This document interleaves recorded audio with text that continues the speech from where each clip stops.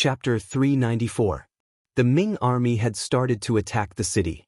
Guan didn't just do it for the sake of showing off. Before the battle, he had indeed done a lot of things. One of the most important things was to learn the management methods of the mercenary army. He recruited a lot of strong captives into the army and then took care of them. He also said that whoever could make a great contribution in the next battle would be rewarded with money, meat, and even an official position. This was also Guan Ying's decision to make an exception. Normally, people who were guilty would not even be able to obtain the status of a good citizen. However, to be able to do well, he actually promised an official position and wealth. Just from this point, he had really put in a lot of effort.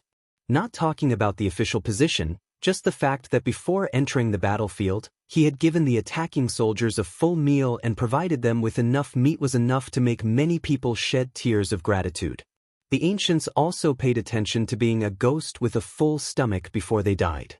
Legend had it that when they went to the netherworld, they would not suffer too much. Now that they had eaten and drunk their fill, for some people, they had no regrets. Using them to attack the city was indeed shocking. Just the first wave of attack had allowed them to rush up to the top of the city tower of Wuzhou City. If Zhu Fangyong had not brought people over in time, this wave of attack might have broken through the city. Reality proved that as long as one used the right method, the morale of the army could be used. He called the original Huang bandit captives to the training grounds of the camp. With good wine and meat, General Guan Ying, whose face was filled with excitement, was planning the attack plan for the next day. Outside the camp, some of the rich people who were originally in the Wuzhou house brought good wine and meat to help the army. To them, there were too many immovable assets in the city. The earlier they took down the city, the earlier they could take back what belonged to them and the earlier they could return to their normal lives. Within the mercenary camp, it was extremely quiet. Apart from the normal training of the soldiers, there was no other movement. Inside the large tent, it was not as peaceful as it seemed from the outside. Commander Luo Pe, Commander Lu Zhua and the others were listening to the battle reports from the front lines, waiting for the latest orders from the 6th young master. Everyone was in the tent, listening attentively to the reports from the scouts they had sent out about the scene of the siege today. When they talked about how the Ming army had actively attacked the city, how the first wave of attacks had charged up the city tower without any hesitation, and how they had almost taken down Wuzhou City, everyone's face was filled with shock. Since when did the Ming army possess such powerful combat strength? In their eyes, the Ming army was just a bunch of weaklings. They could bully the common people, but when they really faced the bandits, they would probably reveal their cowardly nature. They are not real Ming soldiers. They were chosen from the remaining captives we picked up. Guan Ying imitated us. After providing them with a few meals, he promised them that they would be promoted and become rich after the siege. Yang Chendong saw that everyone was discussing fervently below, with faces filled with disbelief. Thus, he explained the real reason.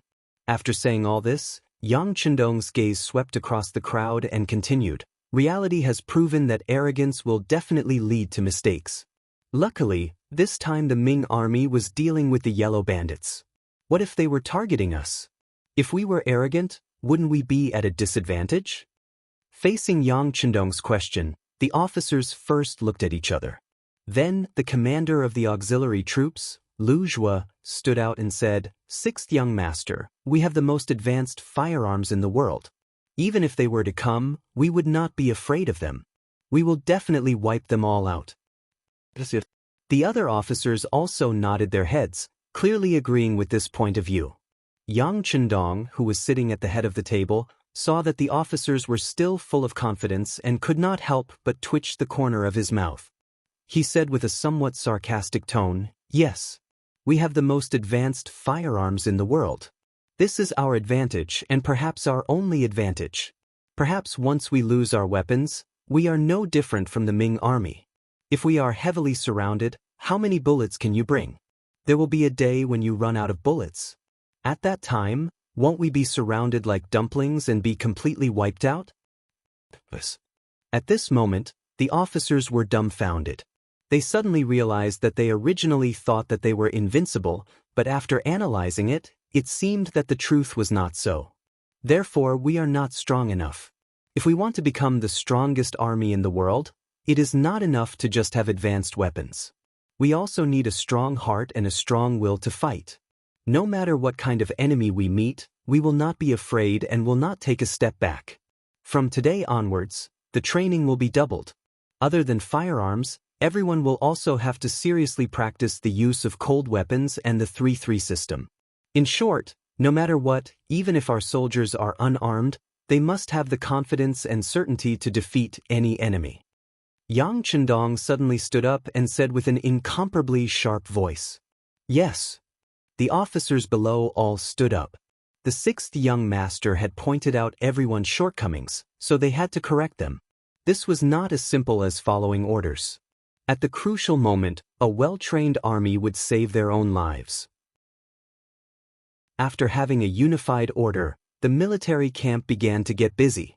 Other than the necessary personnel on duty, the other members of the 1st Guard Squad went down to the various platoons to teach the soldiers close combat tactics. For example, Tiger's Mane, Qiu Vi, Ba Daojiang, Peng Yu, and the others. Even Wang Yong, who had just joined the auxiliary soldiers, began to get busy. They all became instructor-like figures and began to walk into the military camp. They faced the normal soldiers and taught them the way of fighting. The Ming army and mercenaries were all hurrying their preparations. In the hall of the Wuzhou government yamen, the bandit leader Huang Yuliang was currently raging. He, who had gathered all the generals, first killed the general in charge of defending the city in front of everyone. Then he rewarded Zhu Fangyong, who had provided assistance. Afterwards, his anger seemed to have subsided greatly. Sitting on the seat of the former Wuzhou Zhizhou, he looked at everyone and said, "You have to know that once the city gate is broken, we will all die. Even if it is for your own safety, I ask that everyone do their best. I also ask that everyone follow General Zhu Fangyong's example." "Yes, young Master Huang." The high-ranking officers and leaders standing below all agreed. However, there were only a few people who truly listened to these words. Even Huang Yuliang did not have much confidence in his heart. "You can all leave. Manage your brothers well and be prepared to go up the city gate tower to fight at any time. General Zhu, stay." Waving his hand, Huang Yuliang had an expression of tiredness and irritation. "We will leave." After the other generals all cupped their fists and said this, they left in 2s and 3s. As they walked, they whispered something. It was clear that they were analyzing the situation in front of them. Some of them were probably even spreading words that were unfavorable to the bandit army. If this were in the past, no one would dare to do all of this. However, 2 of the 4 heavenly kings were dead, 1 was missing, and only 1 was left. In this situation, Huang Yuliang's control over the army was clearly not as good as before. At this moment, it seemed that he could only allow these people to casually say whatever they wanted. There was nothing he could do. Everyone left, leaving only Huang Yuliang, 2 guards, and Zhu Fangyong standing in the middle of the hall. "General Zhu, your performance today was very good. I am very satisfied." Huang Yuliang sighed as he looked at Zhu Fangyong, who was still able to organize a military force to fight against the Ming dynasty in this chaotic world and emerge victorious. This is all due to young master's good fortune. This general does not dare to claim credit. Zhu Fangyong did not forget to flatter Huang Yuliang. Good. General Zhu is still the most loyal. This young master can rest assured when doing things. Huang Yuliang, who was extremely comfortable with this flattery, laughed heartily. Soon after, his tone changed. "General Zhu, this young master intends to hand over the task of guarding the city to you. How confident are you?" Zhu Fangyong, who was asked this question, was stunned at first, as if he was not mentally prepared. Then, he half knelt and said, "Many thanks to young master for thinking so highly of me. Even if you hand over the defense of the city to me, I will do my best." In Huang Yuliang's eyes, Zhu Fangyong's words of loyalty naturally made him happy.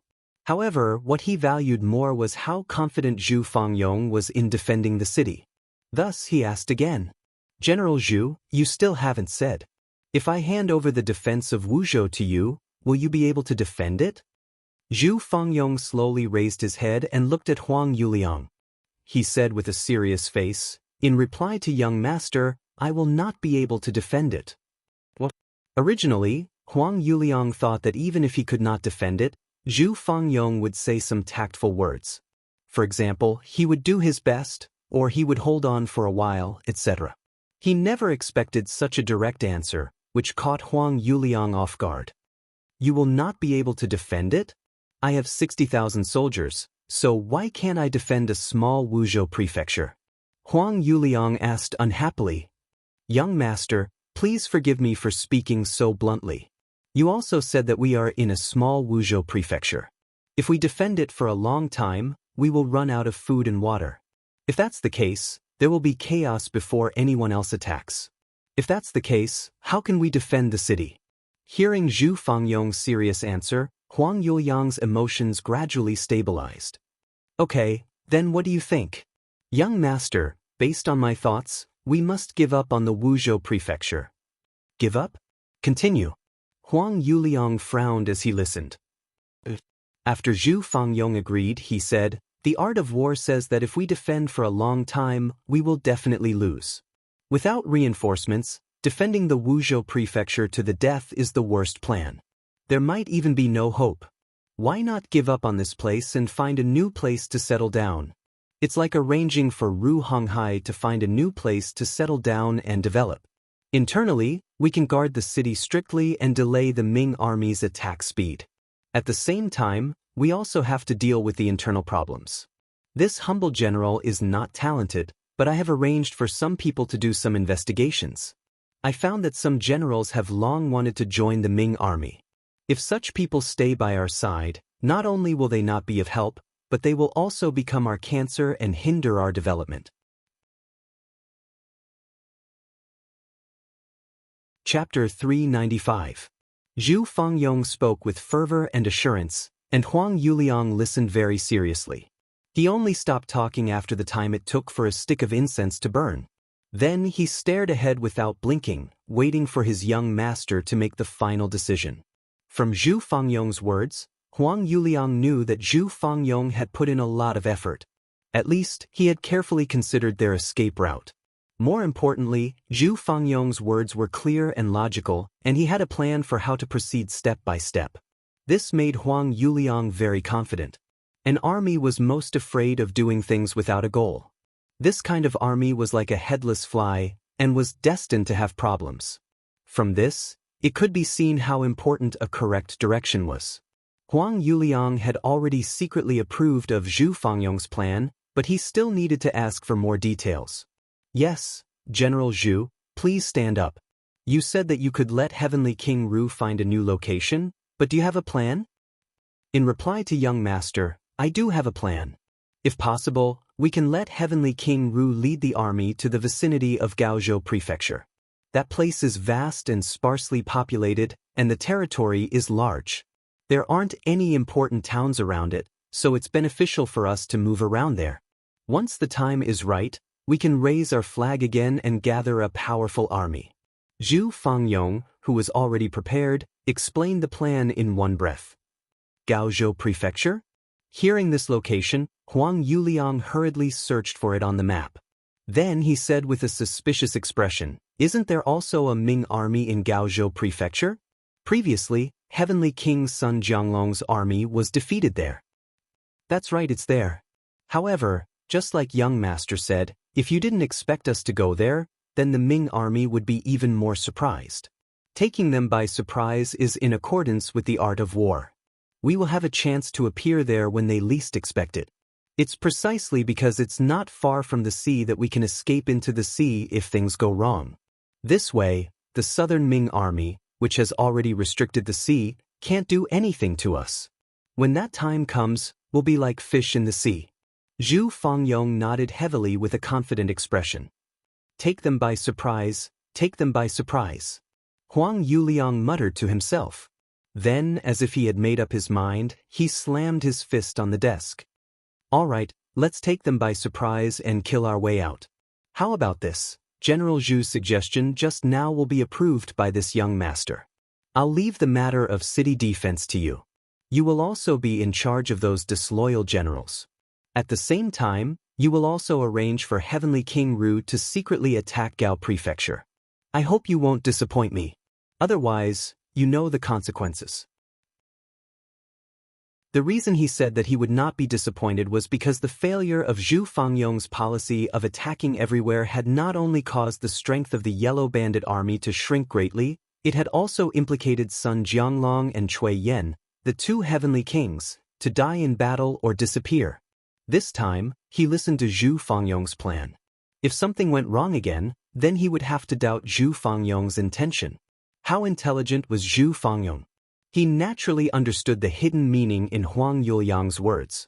He immediately cupped his fist and said, I'm willing to guarantee with my life that as long as Heavenly King Ru is careful, once you suddenly appear in front of Gao Prefecture's city, no one will be able to stop you. All right, then this young master will take advantage of General Zhu's auspicious words. Huang Yuliang's laughter rang out in the hall. He seemed to be in a good mood at this moment. Huang Yuliang trusted Zhu Fangyong again. Even though he knew that there were risks in doing so, he didn't have any better methods to deal with the current situation. Thus, he might as well give it another try. Of course, he didn't completely trust Zhu Fangyong. He still arranged for a group of personal guards to follow Zhu Fangyong and watch his every move. If they discovered that Zhu Fangyong was doing anything improper, they would probably raise their blades and cut off his head. Zhu Fangyong didn't show any signs of resentment towards the fact that someone was watching him. On the contrary, he even entertained these people with good food and drinks. Furthermore, he would bring them along whenever he did something. He acted as if he was innocent and wasn't afraid of being investigated. After gaining Huang Yuliang's trust on the surface, Zhu Fangyong started to do things boldly.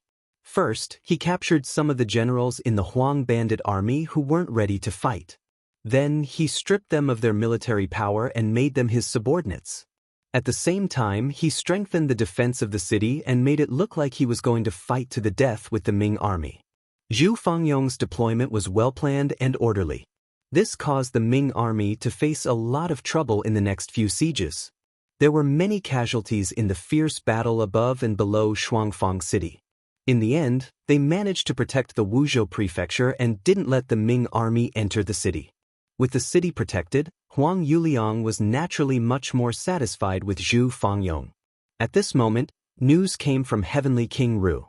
They followed Zhu Fangyong's suggestion and suddenly appeared outside Gaozhou prefecture. As expected, they didn't spend much effort to retake the city. With this, they found a new path of retreat for the Huang Bandit army. After hearing this news, Huang Yuliang was naturally elated and had a higher opinion of Zhu Fangyong. As Gaozhou was taken down, the Huang Bandit army had a path of retreat. Huang Yuliang started to make arrangements to leave Wuzhou prefecture. For this, he once again called Zhu Fangyong over and asked him for a plan. After Zhu Fangyong, who was covered in blood and killing intent, entered the Great Hall, there was already a seat waiting for him. According to Huang Yuliang, after this battle, he would promote Zhu Fangyong to one of the 4 heavenly kings. Thank you, young master, Zhu Fangyong said gratefully. Fangyong, there is no need to be angry. Now, can you tell me how we are going to retreat safely? Huang Yuliang said with a smile. Yes, young master. This is what I think. Below Wuzhou City, Guan Ying and Ma Wei rode on their horses tiredly, looking at the Wuzhou prefecture that they had not been able to take down and the corpses on the battlefield. Their faces were filled with doubt and regret. They could not understand why the seemingly unstable Wuzhou city had almost taken the city in the first attack and still remained standing under the numerous fierce attacks they launched. On the contrary, they had lost soldiers and generals. Putting aside the fact that most of the Huang bandit captives had died in battle, even the original 4,000 Ming soldiers had lost close to 3,000 men. Why had they still not taken the city? After 7 or 8 sieges, including the captives, they had 8,000 men. But now, they did not even have 2,000 men left. Most of them were injured. This was a result that Guan Ying and Ma Wei could not accept. Especially the latter, who had already given the order to stop the siege. Ma Wei was the commander of the Guangdong Guards. No matter if he was a general or a commander, He had to have soldiers under his feet to be able to use his power. But now, he had almost used up everything, so it was no wonder that he would suddenly give the order to stop the siege. Guan Ying did not understand this matter and had even argued with Ma Wei because of it. In his words, he had lost a lot of men and was under a lot of pressure. The Huang bandit army was also not having a good time. Now, it was up to who could last longer. Perhaps after another fierce siege, they would be able to take down the city tower and take down the Wuzhou prefecture. Ma Wei shook his head and did not agree with Guan Ying's words. Disregarding everything else, even if they took down the Wuzhou prefecture, with the amount of military power he had, it would be difficult for them to do much. They probably did not even have enough people to watch over the captives, so how could they talk about defending the city? Ma Wei very happily rejected Guan Ying's idea of attacking the city again. He prepared to rest and build up strength. He would wait for the internal strife within Wuzhou city to happen as the imperial envoy had said so that he could benefit from it. However, just as this plan was prepared, an unexpected situation occurred. The city gates of Wuzhou prefecture suddenly opened. Thousands of people holding all kinds of weapons charged out and charged into the unprepared Ming army camp. Everything that happened so suddenly was completely out of their expectations. Caught unprepared, they were actually caught off guard by the Huang bandit army. Within the camp, many of the injured soldiers were killed. Even Guan Ying, because he could not retreat in time, was entangled with people and had an additional knife wound on his body. Fortunately, at the crucial moment, the mercenary army moved out. They held the 9-5 in their hands and shot at the Huang bandit army from a distance. Immediately after, thousands of auxiliary soldiers and temporary auxiliary soldiers suddenly charged out.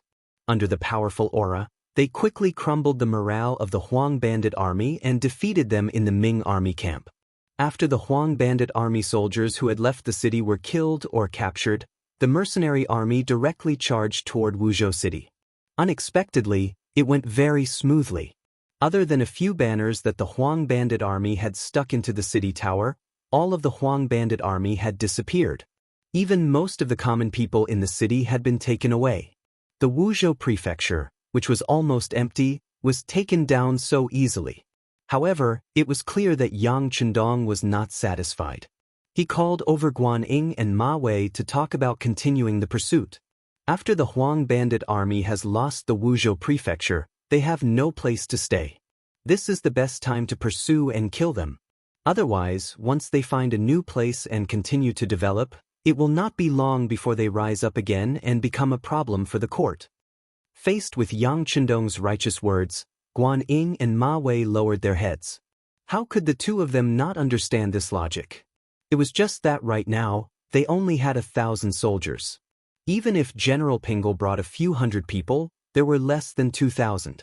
They could still defend Wuzhou prefecture and calm down the situation here, but if they wanted to chase after someone, they really didn't have the strength to do so. The two of them did not speak. Yang Chendong pretended not to understand and asked, "What? Do the two generals have any objections?" No. However, after attacking Wuzhou city for the past few days, our vitality has been greatly damaged. Now, we lack soldiers and are trapped. It is time for us to reorganize. We really do not have the strength to chase after the Huang bandit army. This heavy responsibility will probably fall on the shoulders of the mercenary army and the imperial envoy. Ma Wei and Guan Ying spoke with pleading expressions.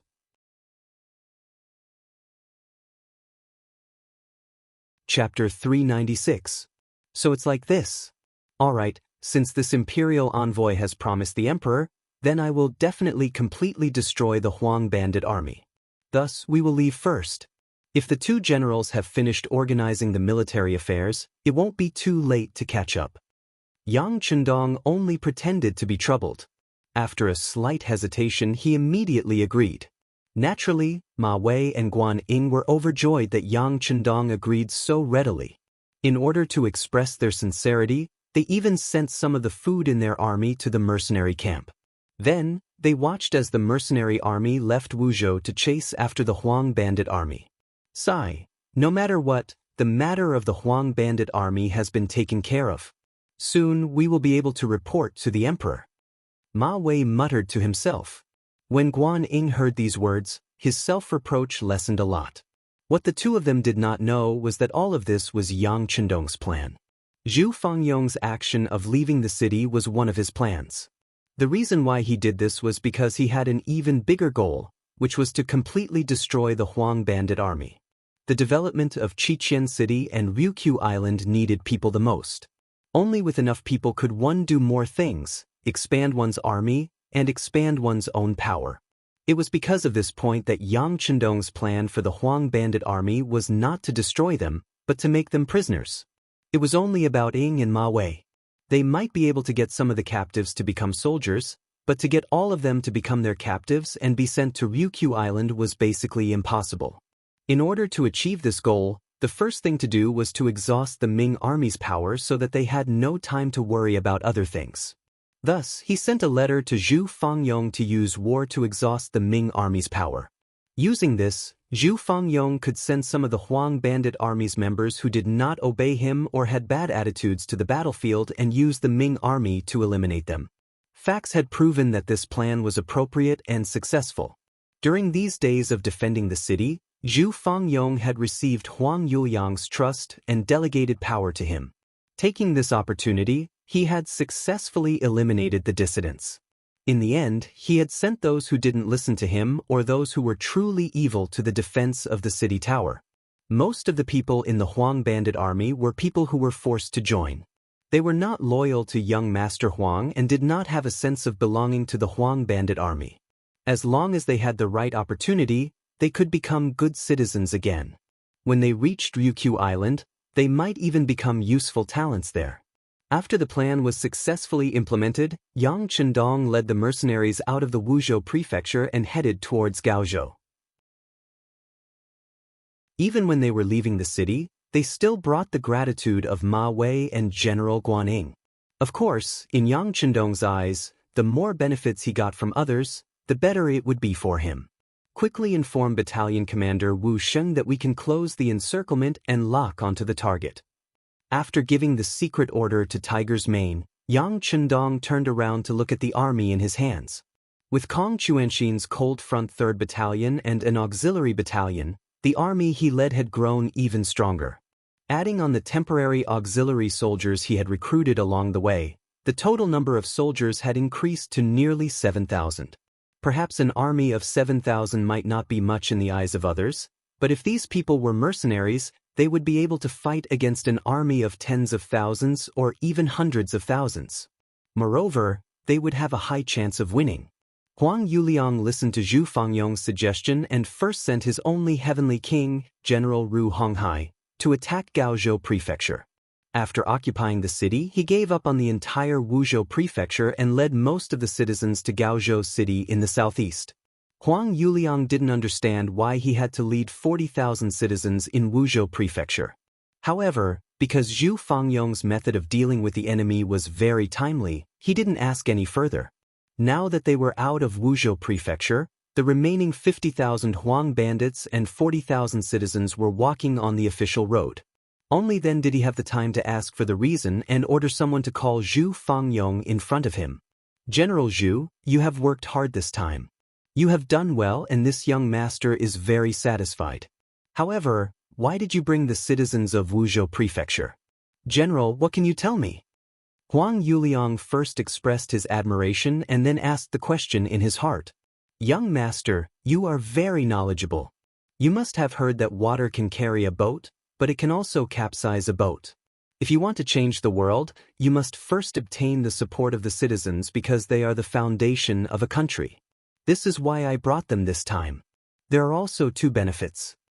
Zhu Fangyong, who had been prepared, didn't use much effort to answer this question.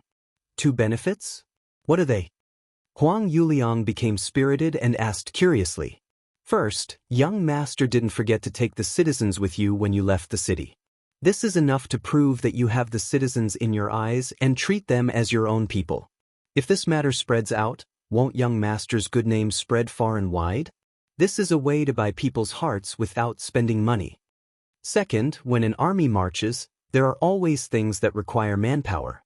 For example, transporting grain, cooking, and washing for the soldiers. We men can't do these things well. With these people, it means we have a lot of free labor. Why not? With their hands free, our soldiers can focus on traveling and recover their energy. Once we fight with the Ming army, they will be able to use their strength better. Isn't this the best of both worlds? General, we have robbed so many cities. Right now, we don't lack grain and even have money left over. Isn't it a good thing that we can use the extra grain to get so many people to work for us? As for when we don't have enough grain in the future, we can think of a way to get them to leave. At that time, no matter where they go, they will think of young master's kindness and want to eat and wear warm clothes with you. If that's the case, once they hear about your news, who wouldn't want to come and seek refuge with you? Why would we worry about not having enough soldiers? Wouldn't the army grow stronger? Zhu Fengyong said a lot in a row. Every time he mentioned something, Huang Yuliang felt his eyes light up. Good. General Zhu is indeed far-sighted. With General Zhu, there is no need to worry about the world being unstable. Like this, from today onwards, General Zhu will be one of the 4 heavenly kings under this young master. Hearing this reward, Zhu Fengyong's heart was filled with joy. However, he still pretended to be grateful. Many thanks for young master's nurturing. Fengyong will definitely do his best to repay young master's kindness. Well said, well said. Huang Yuliang laughed heartily. He was happy that he had obtained such a loyal and capable subordinate. However, he didn't know that from now on his little life was in the hands of others. Zhu Fengyong had officially become one of the 4 heavenly kings. This made his authority grow unprecedentedly. Many military leaders used the opportunity to congratulate him to express their loyalty. As a result, his influence in the Huang bandit army grew larger and larger. In fact, he could even make decisions on many matters without needing to report to Huang Yuliang. All of this gave Zhu Fengyong more support for his plan to complete the 6th young master. Gaozhou Prefecture. After Heavenly King Ru Honghai used a surprise attack to occupy this place, he gradually became arrogant. As one of the old 4 heavenly kings, Ru Honghai wasn't as brave as Geng Jun, nor as tall as Cui Yen. He wasn't as familiar with naval battles as Sun Jianglong. He was able to become one of the heavenly kings mostly because of his obedient personality. Among the 4 heavenly kings, the one that Huang Yuliang trusted the most was probably the ugly and average-looking Ru Honghai. There was no one else. His luck wasn't bad and he actually managed to survive until now. He even took over Gaozhou Prefecture and found a path of retreat for his young master. This merit could be said to be great. There was also news in the army that when young Master Huang arrived at Gaozhou Prefecture, Ru Honghai would become the leader of the 4 heavenly kings. This kind of rumor naturally reached Ru Honghai's ears. It gave him a feeling of complacency, as if he didn't put the heroes of the world in his eyes. Due to his arrogance, the defense of Gaozhou Prefecture became lax. Or it could be said that Ru Honghai never thought that someone would target him.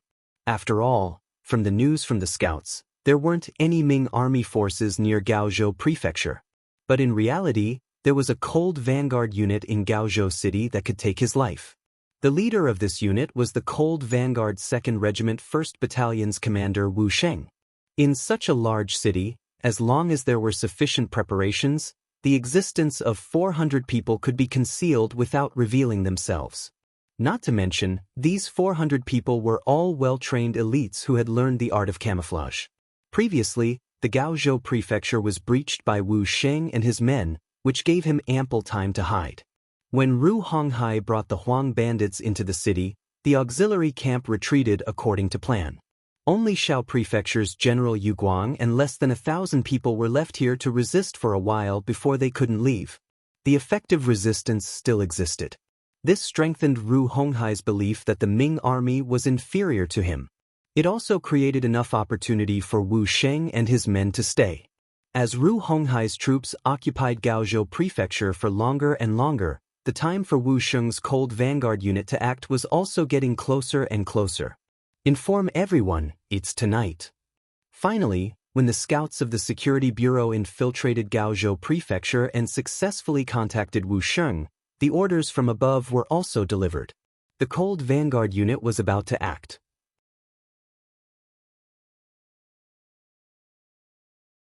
Chapter 397. A total of 4 companies of Leng Feng, in addition to Wu Sheng and the other 400 people, they dug out the 9-5 spear and camouflage uniforms that they had hidden in the courtyards and began their night raid.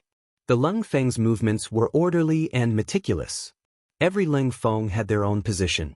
For example, who was in charge of dealing with the sentries, who was in charge of stopping the attack, who was in charge of seizing the city gate, who was in charge of capturing Ru Honghai, etc. All of the plans were assigned to every soldier. As a result, when it was midnight, more than 400 people walked out of the alleys and ran towards their respective targets. The Huang bandit army was caught off guard and did not expect the danger to come from within. In front of the meticulous, agile, and well-armed Leng Feng, most people did not even have the ability to fight back. Among the bodyguards protecting Ru Honghai, there were a few who had decent martial arts skills. Because of their high alertness, they were the first to notice that the atmosphere was not right and sent out a warning signal. Unfortunately, there were too few such experts. Even if they sent out a warning signal, the news could not spread out of the courtyard before the Leng Feng surrounded them began to move. Battalion Commander Wu Sheng took the lead and kicked open the door with the 95 style. Soon after, a series of gunshots rang out and the 3 strong men who had a foundation in martial arts obediently lay on the ground. When the Leng Feng rushed into the bedroom in the courtyard, they pulled out the trembling Ru Honghai from under the bed. Following Ru Honghai's capture, without a leader, the Huang bandit army in the city fell into chaos. At this moment, the Leng Feng hiding in the dark suddenly made their move. Along with the loud shouts from the city gate, the seemingly majestic auxiliary barracks approached. Finally, the barracks exploded. No matter what kind of army it was, once the barracks exploded, it signaled the beginning of a disaster and defeat. The soldiers fled in all directions. The soldiers did not know their generals, and the generals did not know their soldiers. Once chaos erupted, it was hard for anyone to stop it. Even if the generals were to shout now, there was nothing they could do. There was no way to reverse the situation. Even the elite cold vanguard soldiers were helpless against the explosion of the camp. The only thing they could do was to observe the surroundings. Once they discovered any Huang bandits trying to rush out of the camp, they would fire a warning shot. If they couldn't stop them, they would start shooting. In short, they wouldn't allow such chaos to rush out of the camp. The explosion of the camp also indicated that the defeat of the Huang bandit army defending Gaozhou City was set in stone. At this point, Huang Yuliang's path of retreat was completely sealed. At this time, Huang Yuliang was leading 50,000 bandits and 40,000 commoners 80 miles away from Gaozhou City. In the past, with their current marching speed, they would be able to reach Gaozhou Prefecture in 2 to 3 days if they were fast. Once they met up with Ru Honghai's army, they would be able to gather a large force once again. However, all of this was destroyed tonight. Huang Yuliang, who was sleeping, was also woken up by the bodyguards. What's going on? Huang Yuliang suddenly opened his eyes with a face full of fear. Young Master, General Zhu reported that the scouts discovered a large number of Ming army soldiers 30 miles behind us. Furthermore, they are the most powerful Ming army soldiers wearing camouflage uniforms. The bodyguard said with a slightly hurried voice. There's such a thing? Didn't we use up a lot of their resources when they attacked the Wuzhou Prefecture? Why do they still have the strength to chase after us? Huang Yuliang instinctively said this before quickly shutting his mouth. The bodyguard had already said very clearly that the Ming army soldiers that came were wearing camouflage uniforms. It was said that they were the helpers that the southern Ming Emperor, Zhu Qizhen, had invited. Since they weren't normal Ming army soldiers, this kind of army shouldn't have been exhausted. Only then would they have the strength to chase after him. After understanding this point, Huang Yuliang hurriedly put on his jacket. Before he could walk out of the tent, Zhu Fangyong, who was wearing armor, had already walked in. Young Master, there are pursuers behind us. It seems that we have been targeted. Right now, we need to hurry to Gaozhou City. Is there no way to stop them? Gao Yuliang asked, thinking that he would deal with whatever came his way. It's very difficult. This army has extremely advanced firearms. They can injure our brothers from far away. I'm afraid that it will be very difficult to stop them." When he said this, Zhu Fangyong revealed a defeated expression. Even if Huang Yuliang saw this, he wouldn't doubt that he had tried his best. However, there was still no solution. "If that's the case, then let's go quickly. Once we reach Gaozhou Prefecture, we should be safe with the sturdy city as our cover." For the sake of his own safety, Huang Yuliang made the decision to travel through the night. Yes, this general will go and instruct the army to hurry. When Zhu Fangyong agreed, a trace of joy flashed across his eyes. Everything was just as the sixth young master had imagined. This Huang Yuliang was truly extremely afraid of death. Since this was the case, the following process would be much easier to complete. In the dark night, the army that stretched for dozens of miles set off. From time to time, all sorts of curses could be heard from the crowd. It could be seen that both the bandits and the commoners were somewhat resistant to traveling in the middle of the night.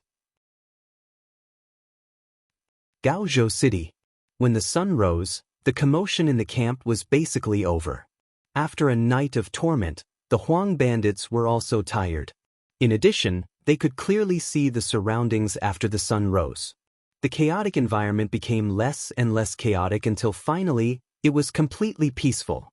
After everything calmed down, Heavenly King Ru Honghai was escorted out of the camp by Wu Sheng and Lung Feng. When they saw that their general was captured and they were completely surrounded, the Huang bandits had no choice but to surrender. The captives threw down their weapons and walked out of the camp in batches. Wu Sheng's face was filled with joy. In just this battle alone, they had captured about 15,000 Huang bandits. Most of the people here were strong and healthy. One could imagine how many things they could do when they reached Ryukyu Island. However, just as a smile appeared on his face, a soldier came to report that the Shaozhou General Yu Guang, who had disappeared for a while, had returned.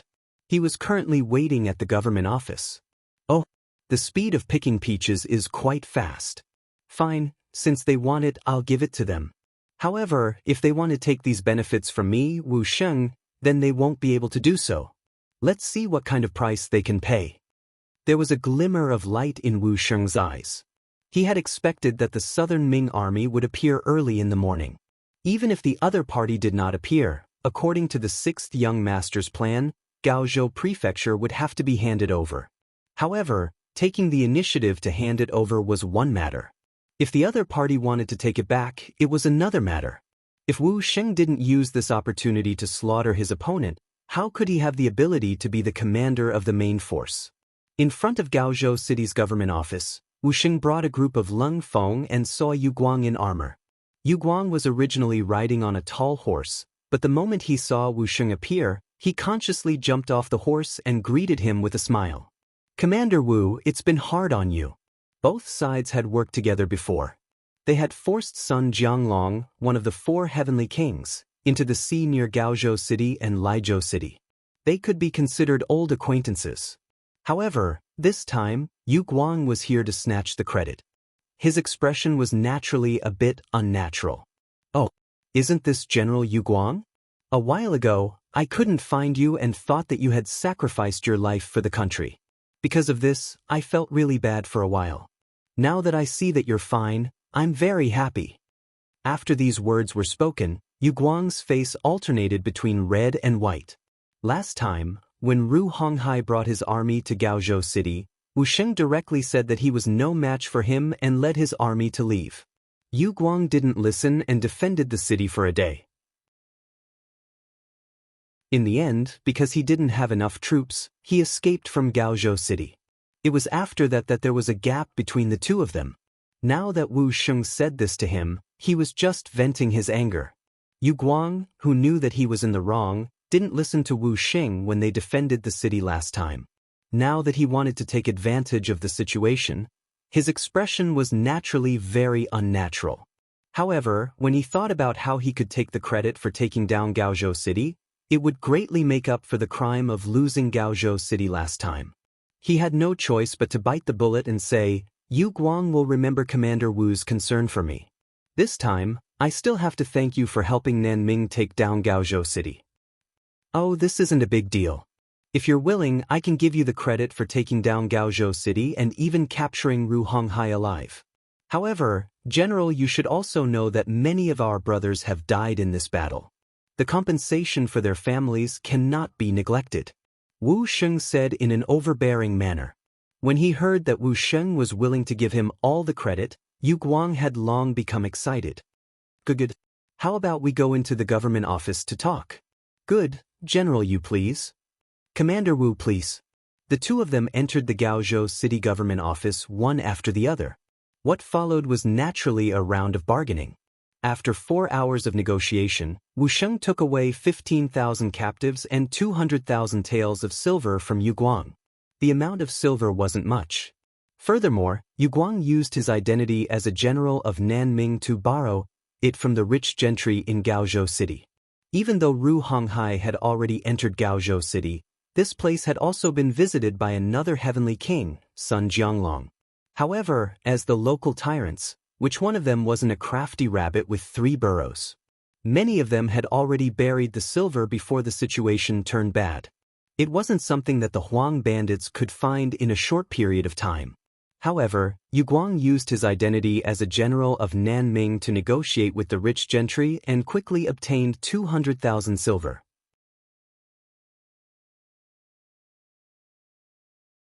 Chapter 398. Wu Sheng left after getting the person and the money. At this moment he still had more important things to do.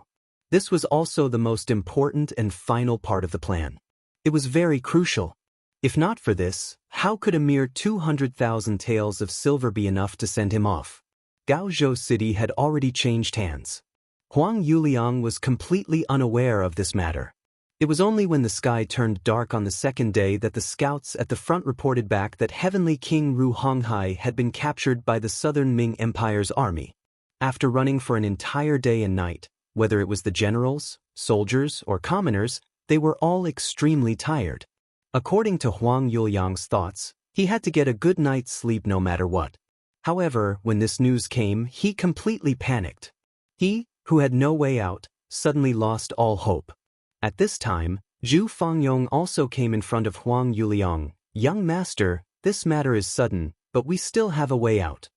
But what other way is there?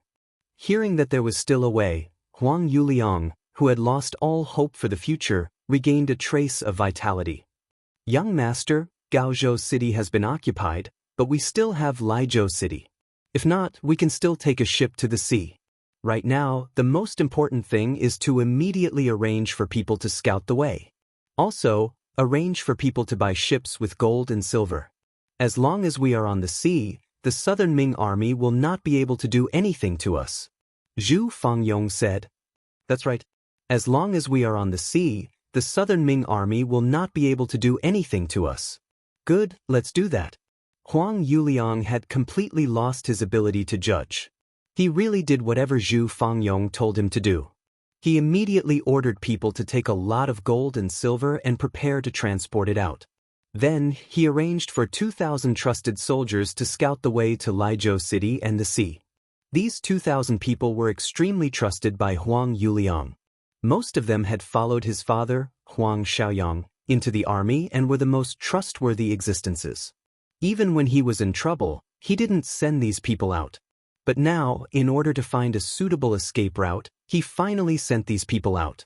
Following the departure of these 2,000 soldiers, the only ones that Huang Yuliang could truly trust or be willing to risk their lives for him were the dozens of bodyguards around him. Because of the sudden incident, the original plan of having a good night's rest was disrupted. The army had no choice but to continue on their journey. For a moment, the curses in the army grew even louder, but this was no longer a problem that Huang Yuliang was concerned about. 30 li behind the Huang bandit army, the Cold Vanguard army had already stopped. They began to set up camp and cook. With the speed of the Lung Feng soldiers, it was not difficult for them to catch up with the Huang bandits. However, it would be extremely difficult for him to obtain nearly 100,000 gold coins. In order to drive them into the pocket, Yang Chendong did not ask the warriors to travel through the night. Instead, he followed them at a leisurely pace. When it was time to eat, one would eat. When it was time to sleep, one would naturally need to sleep. Not only that, in the military camp, other than the necessary troops who were responsible for keeping watch at night, the other soldiers also had a party after dinner. Third Madame Shui and Miss Sumaner also offered up songs and dances. It was truly a joyous scene. In the process of chasing an opponent, it was probably rare to see an army like Yang Chendong who could be at a leisurely pace and even have a party in the military camp. From this, it could be seen that the result of this battle had probably been predicted by the youngest loyal and daring general of the Ming dynasty. Furthermore, everything was developing smoothly according to his plan. It was late at night. The soldiers who were having a party had all returned to their tents to rest. However, some of the tents were still lit. For example, in the tent that Su Maner was in, the lights were not extinguished. Not only that, but the master and servant were sitting there and chatting without any signs of sleepiness. "Miss, this imperial envoy is truly carefree. This is war, yet he is not in a hurry to travel. He even has this party that he speaks of. What is he thinking?" Servant Xiao Yun thought about how during the party, Yang Chendong was beside the bonfire and dancing with the soldiers under him. She felt that it was unbelievable. In her impression, all of the important officials were dignified and serious. They had a straight face every day as if they had the words, "Do not get close to strangers," written all over their faces. How could there be anyone like Yang Chendong who would be so close to normal soldiers? However, thinking about it from another perspective, this imperial envoy was truly too young. It was not strange for him to have such actions. However, when she thought about how this kind of person was the target of the master and servant, someone they had to kill, she couldn't help but feel a wave of self-blame and depression in her heart. In the end, Xiao Yun was still young. Although she knew what her mission was, she was still young and could easily be influenced and changed by the surrounding environment. In the beginning, she had heard that this imperial envoy was very lustful and would not shrink from any crime. Originally, there was no burden in killing this kind of person. Not to mention, once the goal was achieved, the young miss would be freed. With all these benefits, Xiao Yun agreed without much thought. However, after these days of contact, she realized that the truth was different from what she had heard. Let's just say that Yang Chendong was lustful. It had been nearly 2 months since the young miss had taken the initiative to send herself to his door, but Yang Chendong had not done anything frivolous. He even turned a blind eye to it. This was completely different from the lustful person that was said to be. Not to mention a lustful person. With Su Maner's beauty, even an ordinary man would not be able to remain indifferent. This could be seen from the cold eyes that looked at the young miss. However, Yang Chendong was able to control himself. Not only did he never show anything, but he also had very little contact. On the contrary, he took great care of them in their daily lives. In the past 2 months, Xiao Yun had come into contact with many new things, such as toothpaste, toothbrush, soap, perfume, mirror, and all kinds of beautiful clothes. Yang Chendong had sent many people to deliver these things, but he did not show himself. Xiao Yun couldn't understand all of this. She couldn't understand. In fact, not only the maid, Xiao Yun, but even the master, Su Maner, could not figure it out.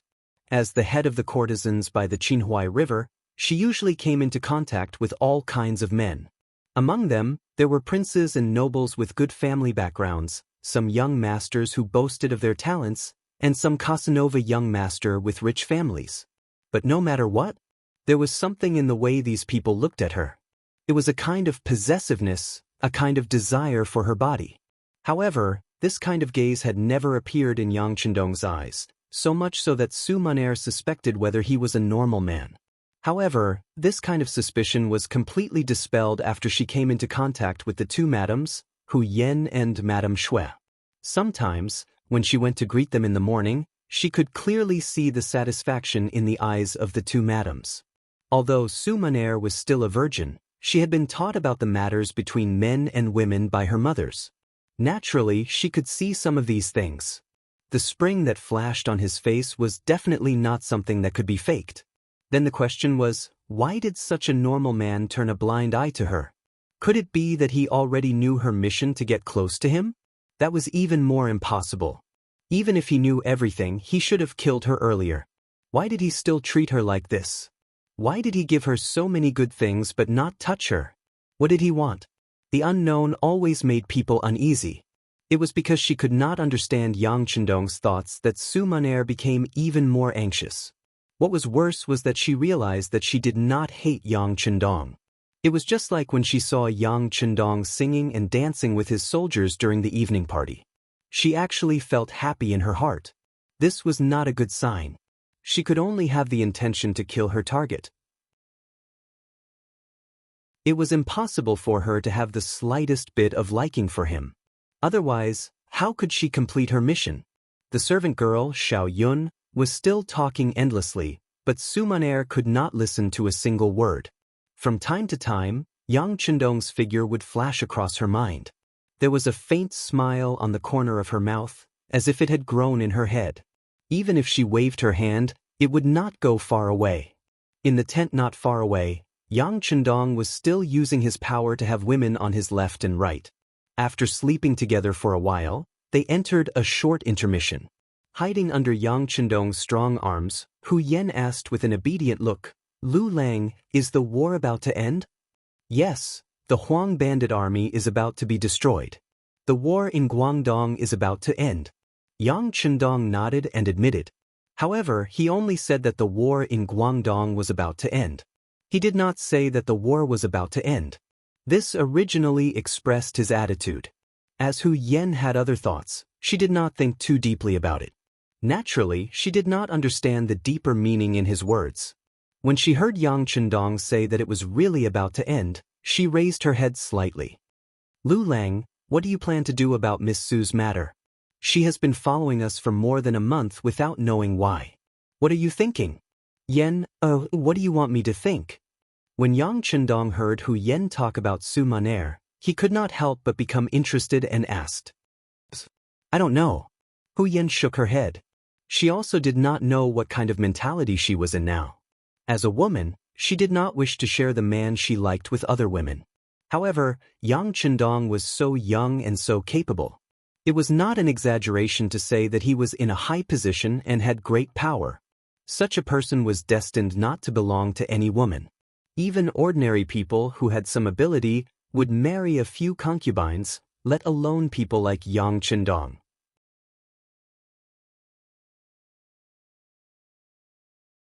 Chapter 399. In Hu Yan's eyes, Lu Lang would marry a lot of concubines in the future. As the legal wife, she was also his wife. What she could do was to arrange such things. At least, she could not let outsiders say that she was a jealous woman. This was also one of the responsibilities of a legal wife. It was because of this that she asked about Su Maner. Hu Yen did not know what Yang Chendong was thinking, so she naturally said that she did not know what to do. On the other side, Madame Shui, who was being hugged on the other side, said in a low voice, "Husband, sister, I think Miss Su is very good, especially her singing and dancing skills. I can't compare with her." "Silly girl, there are many people who are good at singing and dancing in this world. Does it mean that they are all good people?" Yang Chendong could not help laughing after hearing Madame Shui's words. "No, I can feel that Miss Su is kind in nature, but I just feel that she has something on her mind. She always gives people a feeling that she is neither close nor distant." Madame Shui was afraid to leave a silly impression in Yang Chendong's eyes, so she explained in a low voice. As soon as these words were said, Yang Chendong's expression became much more serious. Even Madame Shui could feel it. It seemed that Miss Su's mind was not small. It was not good for her health if it went on like this for a long time. Should he do something? Or could it be that some things could be laid out in the open? At this moment, many plans flashed through Yang Chendong's mind.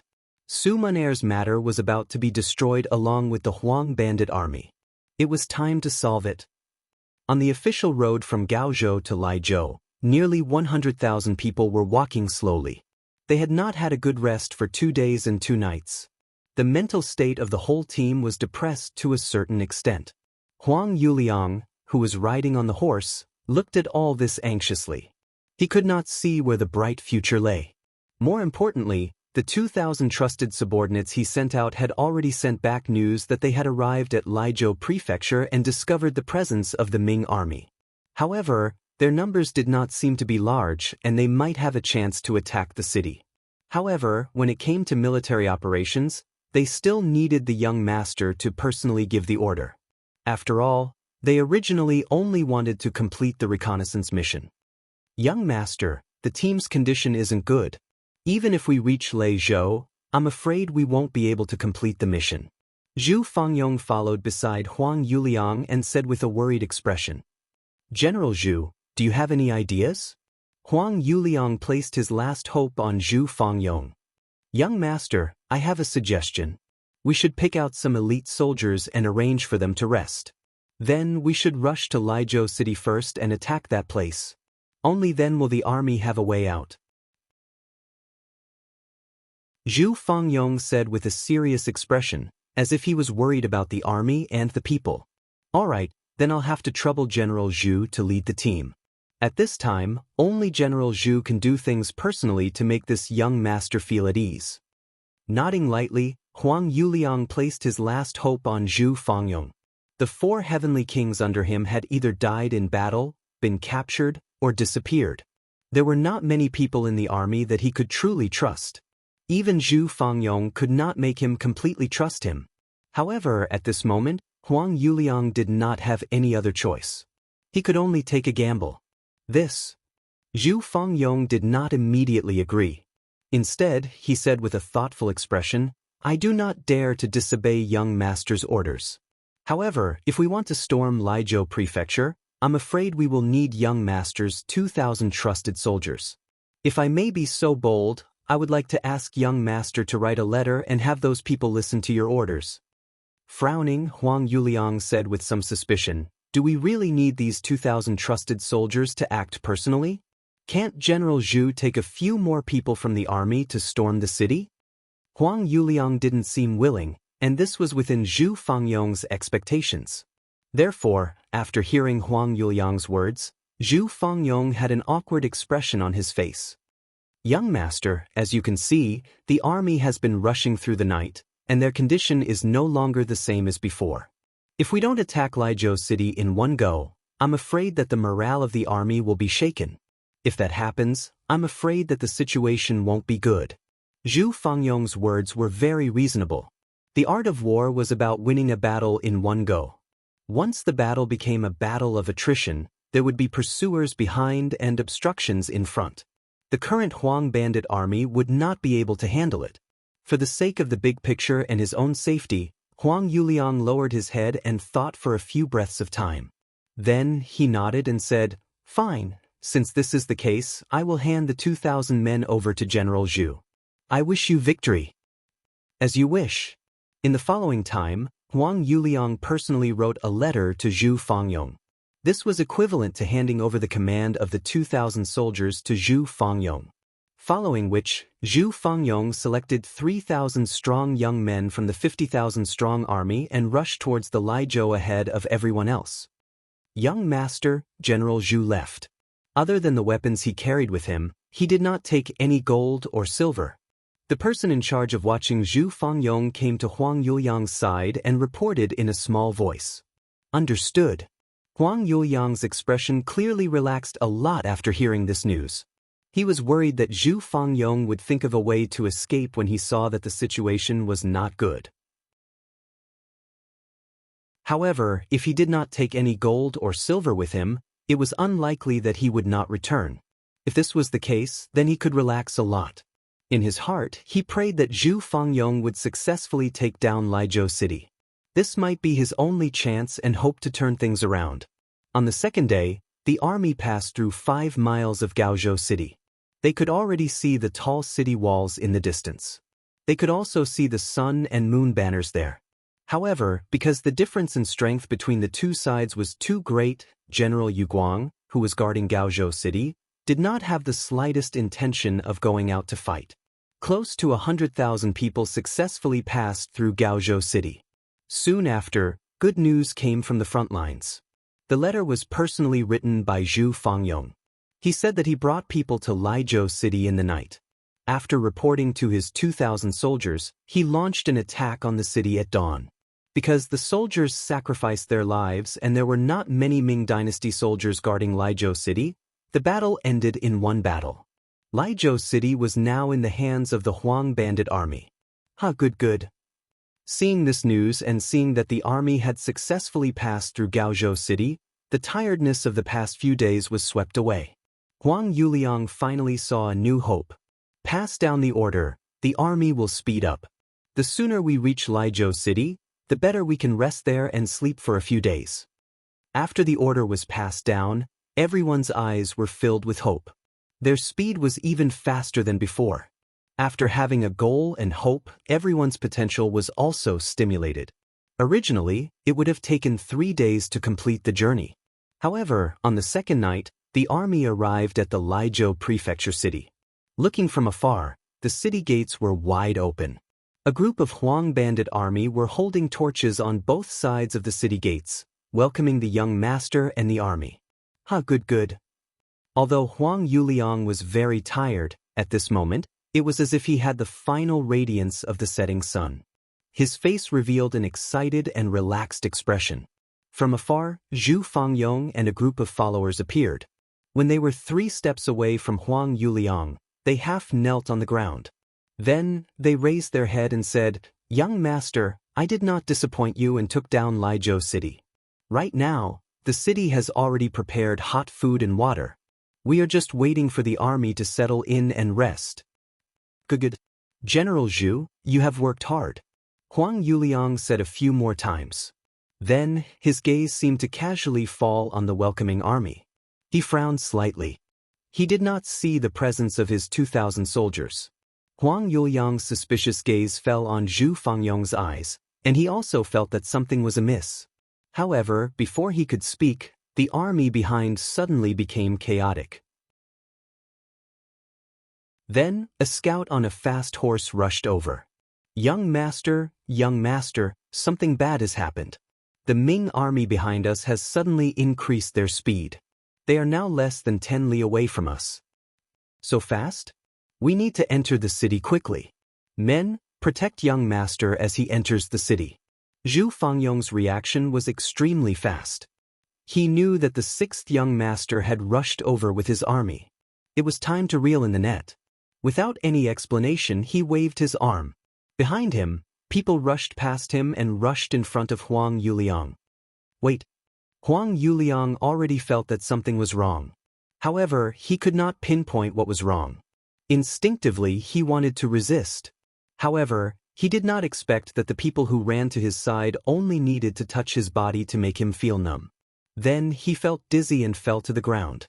Fortunately, he was discovered and Zhu Fangyong's subordinates caught him in time. Using this opportunity, he shouted, "The young master has fainted from exhaustion. Everyone listen to my orders. Enter the city quickly." There were pursuers behind them. Entering the city was the safest way. There was no need for Zhu Fangyong to say anything. Everyone was already scrambling to rush into the city. At this moment, these people walked as if they were flying. How could they be tired at all? With everyone's concerted efforts, they finally entered the city when the Ming army was 2 li away from the city. The moment the heavy city gates closed, everyone heaved a sigh of relief. Immediately, many people fell to the ground and slept because they were too tired and relaxed.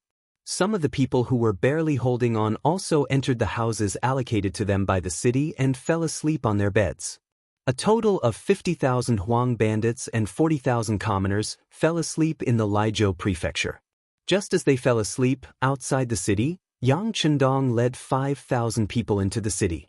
At the same time, the bandit leader Huang Yuliang was led to a large courtyard in the Lizhou prefecture.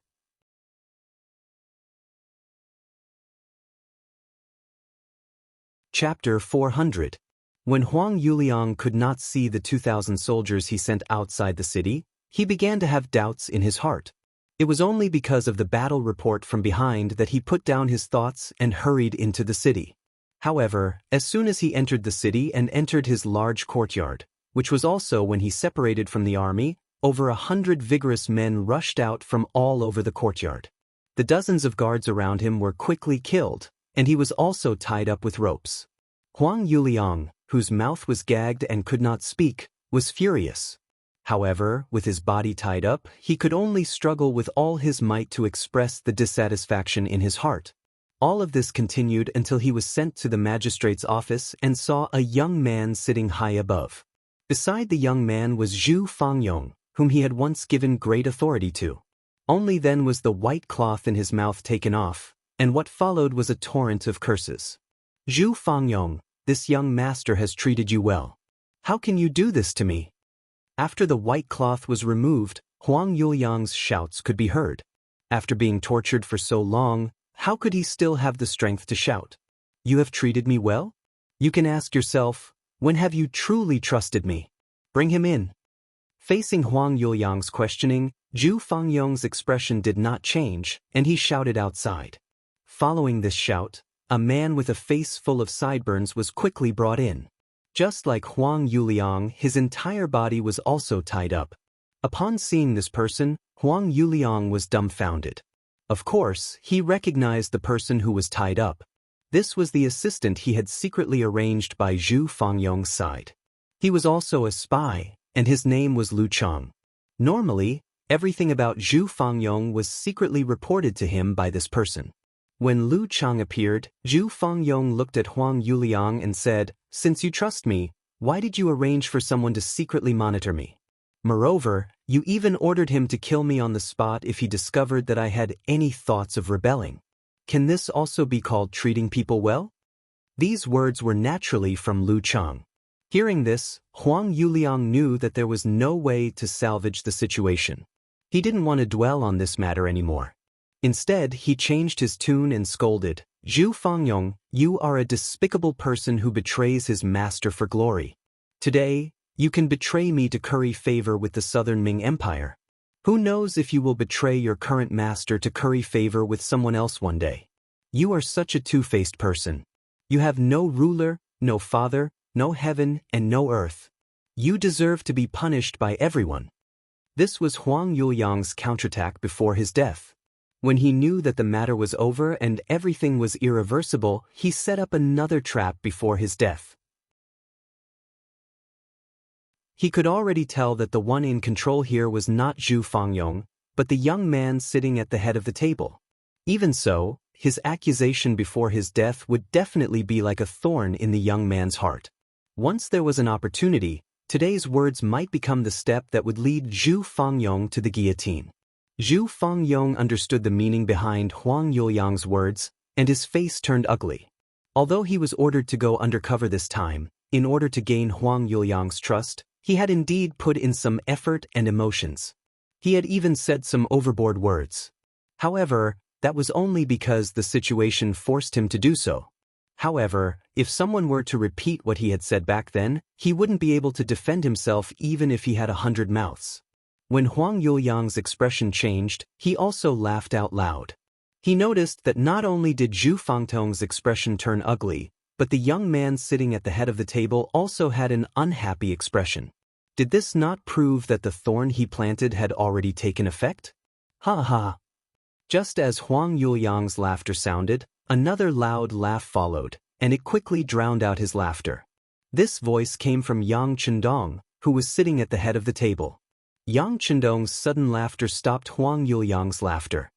He looked at the young man with a puzzled expression. He couldn't understand why the other party was laughing, and he couldn't tell what was going to happen next. Ah, very good, very good. As expected of someone who could become a bandit leader. This psychological attack is indeed powerful. It's just that your calculations are wrong. Battalion Commander Zhu was originally arranged by me to be by your side. Everything he did and everything he said was approved by me. Perhaps in the process of carrying out the mission, he had no choice but to use some tricks. However, that was also to better complete the plan. Now that you have been captured and kneeled in front of me, it is clear proof. Yang Chendong, who was laughing loudly, first proved Zhu Fangyong's innocence.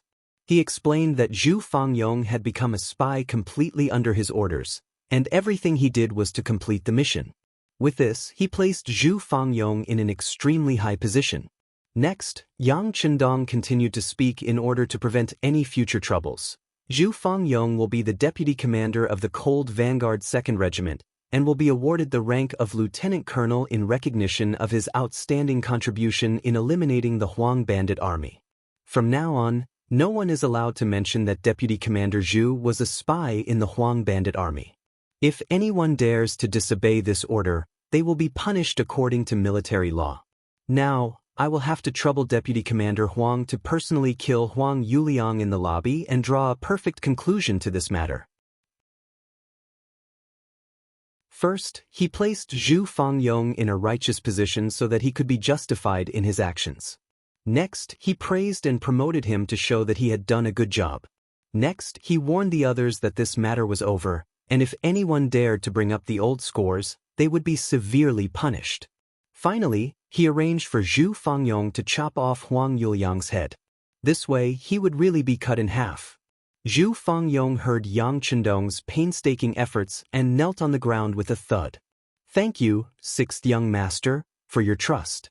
Zhu Fangyong will never be able to repay your trust even if I die 10,000 times. That's enough. From now on, you will be a high-ranking officer in the Cold Vanguard Army. Don't talk about death so casually. Beta Persei, give Deputy Commander Zhu a knife so that he won't continue to be noisy." Yang Chendong looked at Zhu Fangyong with a smile and handed over a steel knife. Holding the steel knife, Zhu Fangyong walked to Huang Yuliang, who was kneeling on the ground, with a ferocious expression. Feeling the aura of death, Huang Yuliang no longer spoke as confidently as before.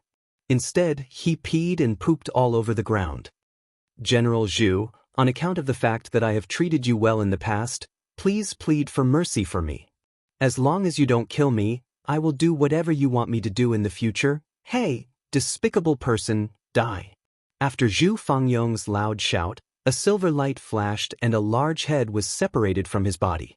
Fresh blood spurted out from the neck and covered Zhu Fangyong's face and body. Huang Yuliang was dead. His death represented the official end of the so-called Guangdong uprising that had caused chaos in Guangdong for nearly 2 years. It also meant that the Huang father and son had completely retired from the stage of history. Now that Huang Yuliang was dead, the next step was to deal with the entire Huang bandit army. Under the prearranged arrangements, the first thing to do was to bring out the 40,000 people from Wu State Prefecture and leave the city. They didn't even know where they were going. When they woke up from their dreams, they were led out of their homes and brought to the nearby docks. There, a large ship was already waiting for them. The ship naturally belonged to the Yangxia Navy that had been ordered by the 6th Young Master to carry out a mission. The leader was the Navy Division Commander and Commander of the 1st Regiment. At the same time, he was also the person in charge of the Navy. He was also one of the first people to follow Yang Chendong, Gao Xiong. It had been more than 2 years since they last saw each other. Now, they could finally see the glory of the 6th Young Master. Gao Xiong stood his ground and used his authority to take the initiative to come to Laizhou Prefecture to pick up people. Laizhou Prefecture Yamen. When Gao Xiong appeared in front of Yang Chendong, he first gave a standard military salute. Then his knees went soft and he knelt on the ground. Gao Xiong wants to meet the young master. "Greetings, young master." "Ha, you're already a division commander and in charge of the entire navy.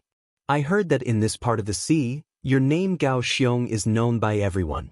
Even mentioning your name can stop a 3-year-old child from crying. Why are you crying now?" The moment he saw Gao Xiong, Yang Chendong's heart was filled with excitement. This little pirate who wanted to find trouble with him but was subdued by him had finally become a general. It really made people sigh and feel gratified. Listening to Yang Chendong talk about his glorious deeds, Gao Xiong couldn't help but cry and smile. He said embarrassedly, "Young master, what I heard were rumors. I don't have that kind of ability. All of this was given to me by the young master. I was just following the orders of the young master." "Don't be arrogant. That's good. Come, get up. Tell me about the situation on Ryukyu Island and what Reiken City is like." Yang Chendong nodded with praise. Gao Xiong was originally a pirate, so he was very familiar with the sea. He was also proficient in naval warfare. He was indeed a talent. However, as the Yangxia Navy continued to expand, There were many people who came to join him every day. Although there weren't many people like him, if he wanted to find them, he could always find some. But no matter how powerful those people were, it was difficult for them to be as loyal as Gao Xiong. It was this kind of loyalty that was hard to come by. The feeling of being supported and raised from a young age was not something that others could compare with. Gao Xiong, who was personally helped up by Yang Chendong, was very excited. Young master, speaking of Little Ryukyu Island, the changes are not small. The fertile land has been mined, and factories have been built in the areas that can't be farmed. The city on the island has been reinforced with cement, and it's very different from before. But none of this can compare to the changes in Reiken City. That is a city that was built by the young master himself. Its old appearance has been replaced with a new one. The roads are straight, the streets are clean, and the city looks brand new. By the way, the rubber trees have been put into use. Factory manager Luan has already made the first batch of electric circuits according to your instructions. He has installed them in the Reiken Palace. When night falls, the place will be as bright as day. Every time this happens, the people of Reiken City will kneel on the ground and shout that it is a miracle. The second batch of boats carrying the rubber trees has already set off. According to factory manager Luan, it won't be long before electricity enters the homes of the people. When that time comes, Reiken City will become a city that never sleeps.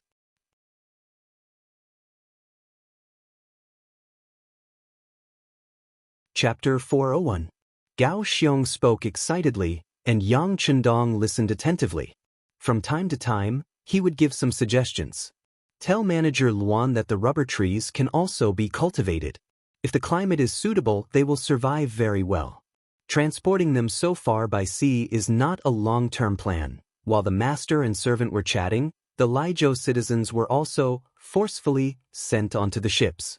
When they were being moved from their ancestral land, many of them had expressions of reluctance. There were even some who resisted. However, Yang Chendong believed that once they reached Ryukyu Island, they would know what a true paradise was. At that time, even if they were chased away, no one would want to leave. Moreover, before long, being able to reach Ryukyu Island would become a symbol of glory. At that time, it would be difficult for anyone to snatch such an opportunity. 40,000 civilians of Wuxia Prefecture, 50,000 civilians of Laizhou Prefecture, and 50,000 Huang bandits under strict supervision boarded the ships. They would become another batch of residents of Little Ryukyu Island, making their own contributions to the development of the island. 90,000 citizens were easier to deal with, but 50,000 Huang bandits was a headache. Although there were many young people among them, there were also some who were brave and ruthless. For this reason, Yang Chendong specially arranged for Zhu Fangyong to follow them to the island. After all, he had led them before and was familiar with their situation. However, before they boarded the ship, Yang Chendong still instructed Zhu Fangyong, if they have a kind nature or can be changed, we can spend some effort to help them.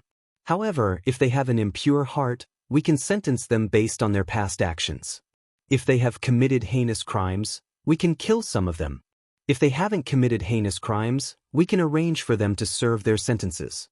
Isn't there always a shortage of people to build roads? We can arrange for them. Fortunately, during the last battle of Wuzhou, Zhu Fangyong had already arranged for some uncivilized people to fight against the Ming army. Both sides had suffered great losses, and most of the troublemakers had been dealt with. The following work shouldn't be too difficult. Work went on in an orderly manner. In order to complete the mission, Gao Xiong had brought along 2 battalions of the Navy's Cold Front, as well as 3 auxiliary battalions. With them and the fact that most of the people being transported were civilians, there was no need to worry about their safety. It's time to solve her problem. With a sigh, Yang Chendong led Tiger's Mane, Beta Persei, and the others to the backyard of the Laizhou government office. Su Maner had just entered the city with Hu Yen and Madame Shui. She was still settling down and tidying up. Little Yun, bring a basin of clean water over. The windowsill is really too dirty. Hearing the sound of footsteps behind her, Su Maner said without turning her head. However, since she had already said that, she quickly stood there and did not move. After about 2 or 3 breaths of time, she slowly turned around with a nervous expression. You've come. Naturally, the person who came was Yang Chendong. Gao Xiong and the others were about to leave, and it was very likely that they would be busy with the matters in Yunnan. Naturally, it would not be good for Su Munaer to stay in the military camp. Besides, he already had a rough idea of the other party's intentions. There were some things that should be resolved, and it would not be good to drag things on. Yang Chendong saw the graceful Su Munaer turn her head. She was still as stunning as ever. He couldn't help but take a few more glances and make a soft sound of agreement. Su Munaer was naturally not prepared for Yang Chendong's arrival. Previously, she had heard that he had gone to busy himself with military matters. Now, he had suddenly appeared in her boudoir. How could she not be shocked? She was even a bit nervous. Her gaze seemed to involuntarily glance outside. When she saw that it was still afternoon and not dark time for bedtime, she couldn't help but let out a long sigh of relief. She thought to herself, no matter how anxious she is, she can't possibly do anything to me right now. As a gentleman, he had to have his own demeanor. As she had not expected this, Su Munaer was first nervous. However, her experience quickly took effect. Her expression started to return to normal. Her hands and feet were also very nimble as she prepared a cup of tea and brought it to Yang Chendong. Lord Imperial Envoy, please have some tea. How many times have I told you? You can call me the young master of the Yang family, or you can call me the East Marshal. Lord Imperial Envoy is an official title. It is not something a beautiful woman like you should call me. Yang Chendong's voice was still ringing in her ears. However, his hand had already pressed down on the teacup. Then, his other hand seized the opportunity to grab Su Munaer's jade arm and did not let go. Who would have thought that Yang Chendong had lost his usual demeanor and was actually committing lewd acts in broad daylight? Su Munaer, who was completely unprepared, couldn't help but cry out in shock. East Marshal, what are you doing? What do you think I'm doing? Didn't you come to my side to serve me? Yang Chendong asked with interest. But why didn't East Marshal have any thoughts about me before? As she struggled, Su Munaer also asked the question in her heart. Before? Previously, we dealt with the Huang bandit army together. How could I have such thoughts? Now that the overall situation has been decided, I naturally have to do what needs to be done. At this moment, Yang Chendong had changed his usual gentle demeanor. It was as if he was a completely different person. He became impatient. Yang Chendong's change was too great. If Hu Yen and Lady Shui were here, they would definitely find it very strange. In the end, Su Munaer still didn't know much about him. She thought that this was his true appearance and that she had seen through his nature. At the same time, there was a faint excitement in her heart. She had been arranged to be by Yang Chendong's side. Her purpose was to kill Yang Chendong at the last moment. At the same time, she wanted to end the Southern Ming dynasty's future troubles. At the same time, she also wanted to fulfill her wish of repaying the debt of gratitude. With this thought, she had already imagined the scene of her killing Yang Chendong countless times in her mind. She had even imagined what she should do now when the other party was careless.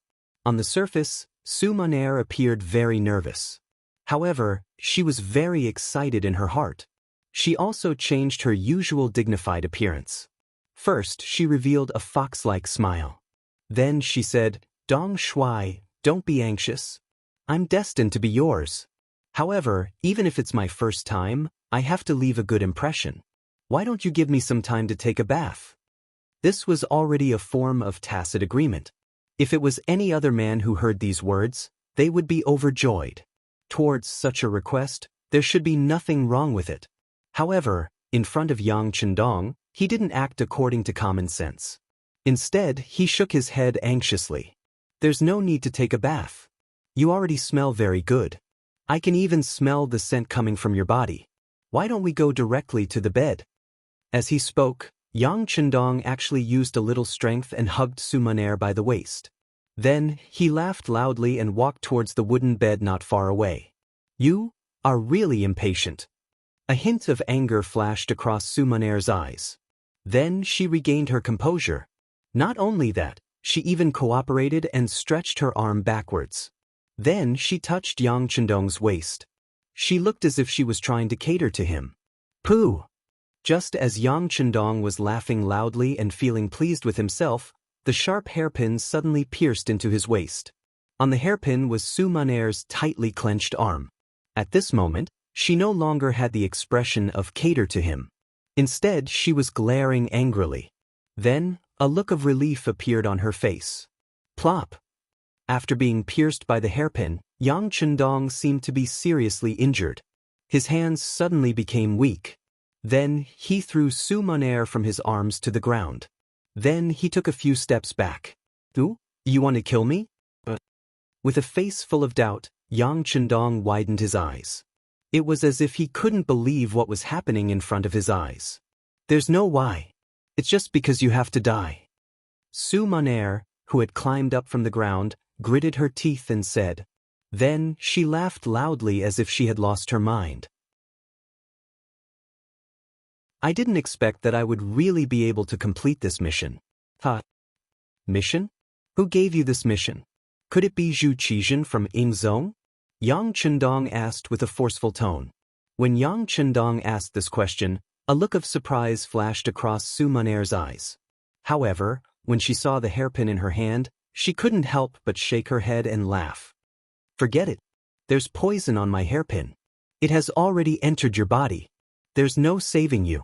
Since you're going to die, why do you still need to ask so clearly? It's precisely because I'm going to die that I want to be an understanding ghost. I don't know if you can fulfill my wish.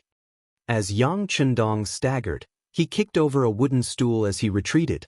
Finally, he steadied himself. Seeing Yang Chendong in such a state, for some reason, a look of pity flashed across Su Maner's eyes. Then she slowly turned her head away. Her originally beautiful and clear eyes couldn't stop the tears from flowing down. Fine. You still can't bear to kill me, right? You must have your reasons, right? Yang Chendong, who had noticed this scene, continued to ask questions. Don't ask any more. You're going to die, and I'm going to die too. Why do you still need to be so clear? What's the point? With tears in her eyes, Su Maner, whose voice was choked with sobs, kept shaking her head.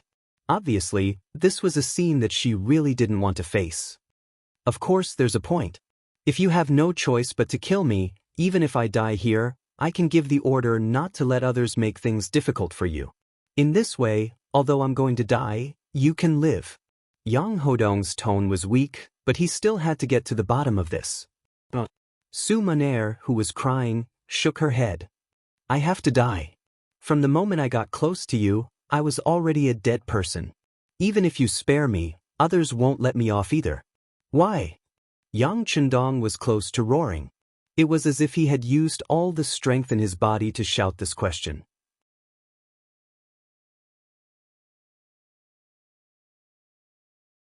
Chapter 402. Perhaps it was because the shout was too soul-stirring, or perhaps it was because Su Maner had too many things in her heart and wanted to find someone to confide in before she died. She said with tears in her eyes, Do you know? Just before today, I thought that I could live for a while longer because it was too difficult to kill you. You weren't like other men who were greedy for my beauty. I couldn't even get close to you, so how could I kill you? So I thought that I could continue living. I even thought that there would be a day when I would have feelings for you and give up the idea of killing you. But today, you finally revealed your true colors. So you must die. So, you don't deserve to know the reason. Towards the end, Su Maner also used a roaring voice to reply. So, you still have a good impression of me. So, you already have feelings for me, right? Is there any use in saying all this now? You and I are both people who are about to die. She shook her head instinctively. But suddenly, Su Maner's expression changed. She was shocked to discover that the current Yang Chendong was no longer as weak as before. On the contrary, his tone was calm. It was as if he had returned to his original expression of strategizing. At this moment, Yang Chendong was also staring at Su Maner. When he saw how shocked she was, he asked, What you meant just now was that you have feelings for me, and if I don't die, your mission won't be completed. So, you don't have to die, right? Instinctively, Su Maner nodded. Then, young master won't die. So, you don't have to die either, right? Yang Chendong also nodded. Then, he picked up the wooden stool that he had kicked down and casually sat on it. At this moment, he didn't look like he was seriously injured at all and was about to die. All of this fell into Su Maner's eyes, causing her to wonder if she was hallucinating. She first rubbed her eyes hard, then said, "That's impossible. My hairpin has a huge poison on it. Once it pierces into a person's body, they will be poisoned to death." "But what if it doesn't pierce into your body?" Yang Chendong answered this question as he took off the bulletproof vest he was wearing. Since he wanted to have a showdown with Su Maner and knew that she might try to kill him, how could he not be prepared? "If I don't die, does that mean that you don't have to die?" The moment Yang Chendong stood up, Su Maner had already been petrified on the spot. First, she revealed an expression of disbelief, then her eyes were empty. It was as if all the energy in her body had been sucked out at this moment. With a plop, she sat down on the wooden chair behind her. At this moment, even Su Maner herself did not know what she was thinking. Was it the feeling of her plan failed? Or was it disappointment with a hint of joy? She couldn't explain all of this clearly. All she knew was that the moment she stabbed out with the hairpin, her heart had indeed ached fiercely. Even the words she said at the end were said in an emotional state. She was afraid that she had already forgotten how many of them were from her heart, and she was even more unable to face them. Now, Yang Chendong was actually fine. That meant that she hadn't completed her mission. Then she should be sad right now. But why was there a hint of joy in her heart that she couldn't explain? Su Maner sat back down on the stool. It was Yang Chendong's turn to speak with assurance. "You don't have to ask why I'm prepared. I still have many tricks up my sleeve. Otherwise, I wouldn't have lived until today. I actually know some things about you long ago, so I can understand you. You must have your own difficulties. Now, I'll give you a chance. Tell me everything. No matter what the reason is, I can promise that I won't kill you." Yang Chendong's words rang out in the lady's boudoir, but he didn't get any response from Su Maner. She just sat there in a daze, with a dull look in her eyes. "What's wrong? Why aren't you saying anything? Didn't you say that you have a mission? What kind of mission is this?" As Yang Chendong spoke, he moved closer to Su Maner. He could feel the struggle in her heart and could also imagine the entanglement in her heart. He was a little worried that she might suddenly commit suicide. He slowly moved closer and was prepared to make a move at any time. Yang Chendong's footsteps got closer and closer. The distance of 5 to 6 steps took him 3 breaths' time. Just as he was about to rush over and grab Su Maner, the lady's sleeves suddenly trembled and a copper hairpin appeared. However, this time, the hairpin that appeared did not have any intention of targeting Yang Chendong. Instead, it changed its direction and placed it on her neck. Su Maner's originally expressionless face also had a hint of blood. "Don't come over. I've let you down. I'll commit suicide in front of you. I just hope that you won't make things difficult for my maid, Xiao Yun. Just pretend that I've never appeared here." "Wait." The moment Su Maner finished speaking, the hairpin had already moved towards her snow-white neck. However, at the same time, Yang Chendong's shout rang out. "If you don't say anything and just die like this, in order to find out the reason behind this, it's inevitable that I'll do something to your maid. So, you can't die yet? At least, you can't die before you tell me the reason." Yang Chendong's unconventional method of wanting to save Su Maner was a little cold-blooded, but it was still a method. However, in front of Su Maner, who was determined to die, its effect was very limited. Not only did she look as if she did not listen to him, she even said with a sorrowful expression, "Why? Don't I even have the right to choose to die?" After saying that, a look of resentment flashed across Su Maner's eyes, as if she was complaining about how unfair the heavens were to her. Since they had allowed her to be born, why did they have to torment her like this? The light that flashed across Su Maner's eyes gave Yang Chendong a bad feeling. He could seriously say that this woman really wanted to die. If that was the case, it would be difficult to move her no matter how much he said now. Then what should he do? Just as Su Maner was determined to die and Yang Chendong was at a loss of what to do, the maid, Xiao Yun's shout suddenly came from outside the room. "Miss, are you inside?" Xiao Yun, who had shouted halfway, immediately stopped moving. It was obvious that Tiger's Mane and Beta Persei, who were supposed to be outside, had stopped her. The moment the two of them made a move outside, Yang Chendong, who was inside the room, also moved. With a big stride, he crossed the distance that he would usually need to take 3 steps, and appeared beside Su Maner like a gust of wind. It was Xiao Yun's shout just now that caused Su Maner's face to become slightly absent-minded. This sudden opportunity was seized by Yang Chendong. He flew over and came to Su Maner's side, reaching out his hand to snatch the hairpin. Yang Chendong's speed was already very fast, and he had grasped the opportunity very accurately. However, it was as if there was God's will in the unseen world. Just as he reached out his hand to grab it, Su Maner reacted. Her arm suddenly fell, piercing straight towards her neck. Then, as her arm fell, a large hand pushed up and grabbed the delicate hand that was holding the hairpin. Even so, her movements were still slower by half a beat. The hairpin still left a small scratch on Su Maner's fair and flawless neck.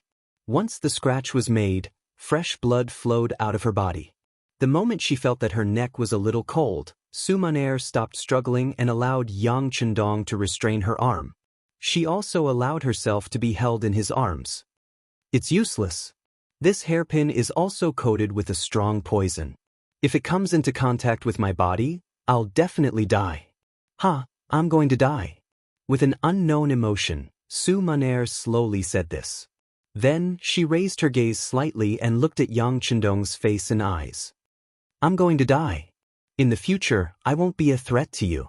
I won't be in so much pain. To me, this is already a kind of release. Release my ass." Yang Chendong, who had always given off an elegant feeling, suddenly spat out vulgarities at this moment. Then he roared loudly like a male lion, "Since you've come to my side, you're my woman.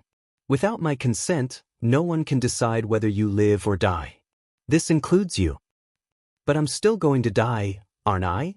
Seeing that Yang Chendong was angry, a smile actually bloomed on Su Maner's face. It seemed to be a satisfied smile, but more like a happy smile. "I thought that you didn't care about me at all. I thought that I couldn't enter your eyes. But now, lying in your arms, I can clearly feel your heartbeat and breathing. I can also feel that you like me, right?" As a person who was about to die, Su Maner seemed to be able to finally free her heart. Her words were much more direct than before. "Yes, I like you. From the first time I saw you, I was mesmerized by you." Yang Chendong kept nodding and admitting his feelings. "And you also like me, right? Otherwise, you wouldn't have cried just now, right?" Faced with Yang Chendong's question, Su Maner really wanted to say yes. Through these days of observation and contact, she saw all the good points of this man. He was elegant, polite, and talented, especially his strategic attitude on the battlefield and his confidence in life with a smile. It was as if as long as he smiled, there was nothing in the world that could be difficult for him. Which young girl wouldn't like a man with such an imposing aura?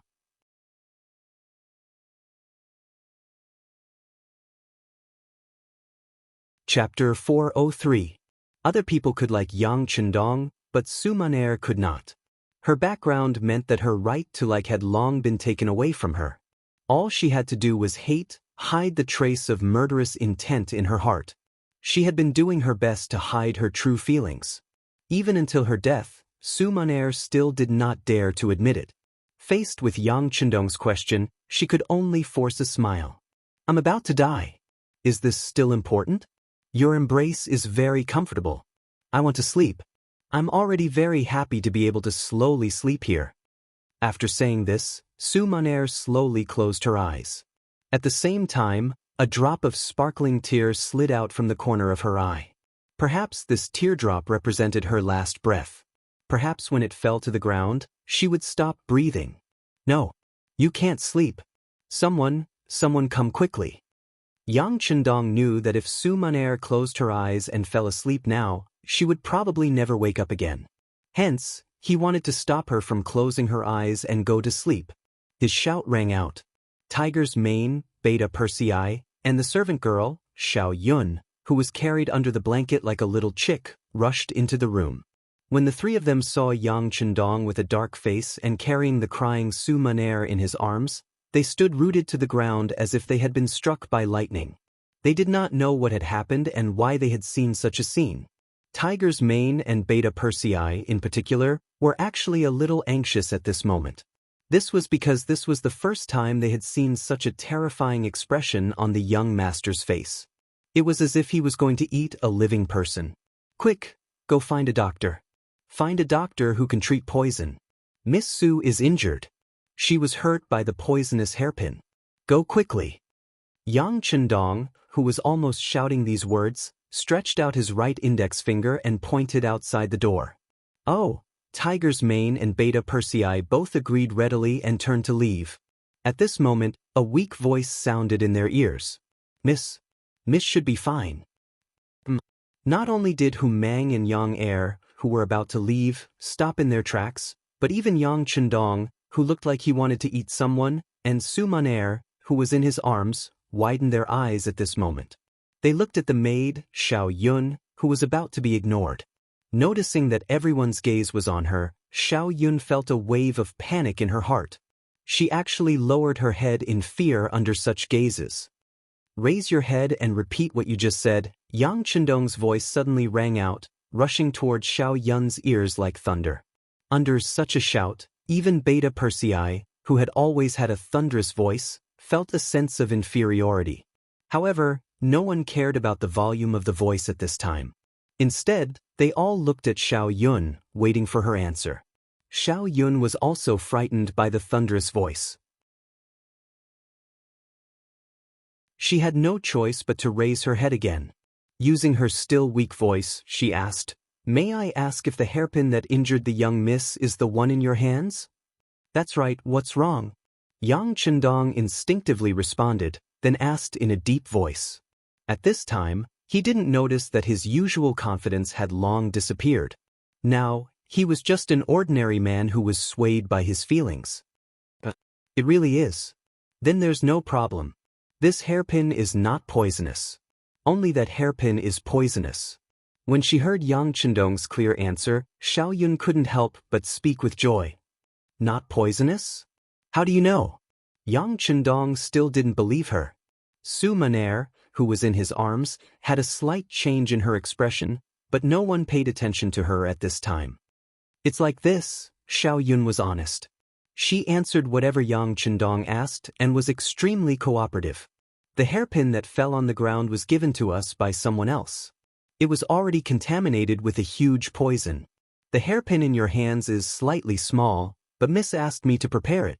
She said that if things didn't work out, she would use this hairpin to commit suicide. But how could I let Miss die? So I agreed, but in reality, I didn't put anything on it. I lied to Miss. I'm sorry. Xiao Yun told the truth intermittently. Then, she lowered her head and grabbed the corner of her clothes timidly. She looked like she had accepted her punishment. Good. You lied well, you lied well. After Yang Chendong understood everything, he actually laughed out loud. Then, he lowered his head to look at Su Maner in his arms and said with a smile, "You heard it. It's just a small external wound. This kind of wound won't kill anyone." Su Maner, who was in his arms, was blushing at this moment. The moment Xiao Yun said that she wouldn't die, she already had a faint feeling. Now that the truth was out, she didn't know if she should be resentful or glad. Thinking of how she was still hiding in Yang Chendong's arms, looking so delicate and weak, how could she not be ashamed to see others? Su Maner closed her eyes tightly, but her long eyelashes kept blinking. This meant that she was fine now, better than ever. Knowing that Su Maner was fine, Yang Chendong could finally relax and begin to resolve the matter that had happened. Xiao Yun, you said that the hairpin with the poison was given to you by someone. Who is he? Xiao Yun, don't say it. Su, who was in his arms, suddenly interrupted. Then she was about to stand up with her beautiful eyes. Since she didn't kill Yang Chendong, as long as she took all the blame, it wouldn't have anything to do with anyone else. Su Maner's interruption made Yang Chendong a little angry. After turning his head to glare at her, he saw her stubborn gaze. To be able to become the top courtesan of the Qinhuai River, it wasn't just because of her beautiful appearance. Regardless of whether it was her intelligence or her methods, she was the best of the best. At this moment, even when facing Yang Chendong, she still showed a fearless expression. If one looked carefully, it was as if she was asking for death. Su Maner's fearless expression infuriated Yang Chendong. In a fit of anger, he suddenly bent down and used his mouth to block her lips. The sudden change made Su Maner, who was originally indifferent to life and death, completely petrified at this moment. She had thought of many outcomes.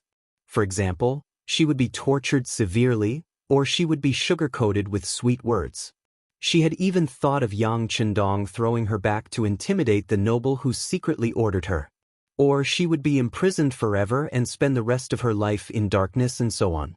However, she had thought of many outcomes and methods, but she had never thought that Yang Chendong would suddenly kiss her. Moreover, it was in front of the maid, Xiao Yun, Tiger's Mane, and Beta Persei. The etiquette in ancient times was very strict. Even young men and women who liked each other had to scrupulously abide by their duties in public. Once an action like holding hands was seen by others, they would be scolded as a disgrace to culture. Not to mention such an intimate action like kissing. If it wasn't for the fact that she could clearly feel the peculiar feeling, warmth, and even a hint of sweetness from Yang Chendong's lips, Su Maner wouldn't have dared to let such a thing happen before her eyes even if she was beaten to death. Su Maner completely lost her composure from this kiss. Xiao Yun, Tiger's Mane, and Beta Persei, who were watching this scene, also revealed shocked expressions. Then, Tiger's Mane, who was the first to react, turned his head around. The moment Beta Persei turned around, he did not forget to carry Xiao Yun, who was also staring at this scene, over. As a result, there was another round of struggle. Oh! She did not know how long this kiss lasted. Perhaps it was only a breath, or perhaps it was 3 or 4 breaths, or 7 or 8 breaths. It was only when Su Maner felt that she was suffocating that she struggled violently. She pushed Yang Chendong's chest with both hands, wanting to separate the two of them. At this moment, Yang Chendong had completely developed the idea of conquering the other party. Since he had already started and realized that the effect was quite good, at least he was enjoying it. How could he allow the other party to push him away so easily at this moment? The moment Su Maner exerted force, he also increased his strength. He stretched out his arms and hugged her even more tightly. This kiss also deepened. Originally, it was just a kiss between the lips, not a deep one. But this time, Yang Chendong even stuck out his tongue. After a series of flipping, Su Maner, who had no experience in this, was completely subdued. From the initial intense resistance, it turned into limited resistance. After that, there was no resistance, and then there was some cooperation. All of this could be said to be based on instinct. This time, it took even longer. Tiger's Mane and the other two had already left at some point in time. The sky outside seemed to have darkened. A wave of pain came from her body. The two of them had completely become one. Yang Chendong had been at Miss Su's place for an entire afternoon. He did not even appear during dinner. In the backyard, after tidying up, Hu Yen and Madame Shui guessed what had happened while waiting. The two of them looked at each other, and it was hard to tell what had happened. Yang Chendong's excellence could be seen by almost everyone, and he was so young. It was a blessing to marry such a man. It was the beginning of happiness, the source of joy. However, at the same time, there were pros and cons. Marrying such a man was destined to not share alone. Hu Yen and Madame Shui were already prepared for this. When Su Maner first appeared, they already had this feeling. They just did not expect things to drag on for so long. All right, sister, let's eat first. Your husband won't be able to come. Hu Yen smiled sweetly. She had already returned to normal. She waved her hand, and the delicacies were immediately placed on the table.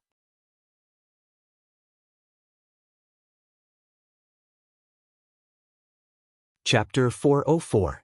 In Su Maner's boudoir, the food was also served. The only difference was that the woman in the room no longer had the strength to eat. At this moment, she was lying in Yang Chendong's arms and being fed mouthful by mouthful. Under Yang Chendong's countless corrections and even punishments, Su Maner finally changed her way of addressing him as husband. At this moment, she was using the new way of addressing him. Husband, I still have some strength. Don't I need you to feed me? You still have strength? All right then, let's eat in a while and then go through the actions just now. Yang Chendong nodded as if he was serious and put down the bowl and chopsticks in his hands. But I don't have any strength left. Su Maner naturally knew what Yang Chendong was preparing to do. She was really frightened and kept shaking her head. From the afternoon until now, more than 6 hours had passed. This man was like an ox that did not know fatigue. He did not allow her to rest for even a moment. She finally understood why Sister Hu Yen and Sister Xuan Yangzi usually served him together. This man really seemed to have endless strength and energy. No one would ever know what his background was. Seeing that Su Maner was begging for mercy, Yang Chendong then said with an uncomplaining expression, "Since you don't have any strength, then let your husband feed you." But you will spoil Maner like this," Su Maner said shyly, but her face was brimming with a happy smile. "I want to spoil you. You have indeed suffered too much in the years that I didn't know you. From now on, you will live the rest of your life without worrying about food and clothing. The happiness that you didn't have in the past will be given to you in double. You only need to accept it and don't reject it anymore, okay?" Yang Chendong looked into Su Maner's eyes seriously and said affectionately. There were tears in Su Maner's eyes again. She thought about her previous life. When she was young, she took refuge and had no one to rely on. When she grew up, she had to learn some skills in order to survive. In order to do better, she studied day and night. Later on, when she had a certain reputation, she had to deal with all kinds of men. Sometimes, when she met difficult customers, she would be mentally and physically exhausted. Many sleepless nights because of this. She did not even know what her future life would be like. Would she be like the other older sisters and find a rich man to marry? And then be trapped in a courtyard for the rest of his life? At that time, he was like a small boat floating on the sea, not knowing where his next destination was. Where is the hope of life? What would happen in the future? However, things were different now. She had a husband who loved her dearly. Most importantly, this man was very outstanding. He seemed to be more outstanding than all the men she had met before. Now that he was treating her so well, she really felt like she couldn't find her bearings. "Husband, can you really always treat me well like this?" Su Maner couldn't believe everything in front of her eyes. She was a little worried about her gains and losses. "Of course, I will always treat Maner well. You can rest assured." Yang Chendong chuckled. At this moment, in his eyes, the Su Maner who was bold, wise, and even tolerant had long disappeared. Instead, it was replaced by a petite and lovable woman. But no matter which one it was, he liked her very much. Under Yang Chendong's service, Su Maner ate some food. When the sky was completely dark, the two of them lay on the bed again. However, this time, the two of them didn't do anything. This was naturally the result of being considerate. Because of this, Su Maner, who felt that Yang Chendong's body had begun to change, said embarrassedly, "Husband, why don't you go look for Sister Hu Yen and Sister Xuan Yangzi? Don't let yourself suffer because of me." "How can it be suffering? I'm willing to be with you. Moreover, this is the first night that the two of us have truly spent together. Of course, I have to accompany you." Maner, don't be embarrassed. Why don't we talk?" Yang Chendong hugged Su Maner in his arms and said softly. Su Maner nodded lightly and moved her head closer to Yang Chendong's arms. She twisted her body slightly and felt that she was in a comfortable position. Then she opened her mouth and said, "Husband, you said that you know everything about Maner. Is that true?" "You can say that." Yang Chendong nodded. "I know that you were originally born in a big family. You have a very powerful grandfather called Su Cheng. He was once the left assistant minister of the Ministry of Rights in the capital of Nanjing. After Yang Chendong told her everything that he knew, it was Su Maner's turn to talk. Perhaps she was unable to mention these things to others. Now that she could finally open her heart and continue talking, she might as well tell him everything. In the end, without waiting for Yang Chendong to ask, she told him the reason for staying here and the mission clearly. Su Maner's grandfather was Su Cheng. When Su Cheng was sentenced to death, the Su family became a thing of the past. As the only living bloodline member of the Su family, Su Maner had a wish since she was young, and that was to redress the Su family's reputation. For this goal, she was even willing to give up everything, including her body and her only life. Becoming the #1 courtesan was a method that Su Maner wanted to use to achieve her goal. She wanted to use her beauty to build a network of connections and then use those men who had taken a fancy to her to help her achieve her goal. However, as she came into contact with more and more people, her mind became more and more mature. She realized how naive her thoughts were. Those men might want to curry favor with her and even say some unrealistic sweet nothings in order to become her son-in-law. However, all of these were just words for the sake of words. When she really asked them to do it, all of them retreated. Most of the time, before Su Maner could say anything, she would just say that there was a high-ranking official in the imperial court who was spying on her. This person was also very favored by the emperor and was one of the most important officials. She didn't want to become a canary raised by this person and wanted freedom. At that time, those so-called wealthy guests would all reveal their timid faces. Su Maner was indeed very beautiful and extremely beautiful. She also had a unique and attractive temperament that made countless men unable to stop looking at her. However, this did not mean that they could really sacrifice everything, including their lives, for this woman. Putting aside whether they had the guts or not, such an important official was not someone that those young master and young master, who only relied on their family to have a respectable status, could act brazenly. These people all retreated. They either did not want to get close to her in the future or said that they wanted to help but were unable to do so. In short, under all kinds of excuses, Su Maner was disappointed again and again. Until one day she finally saw through it. If she wanted to take revenge, it was completely useless to just look for those grand guests who liked her. Because of this, she started to feel discouraged.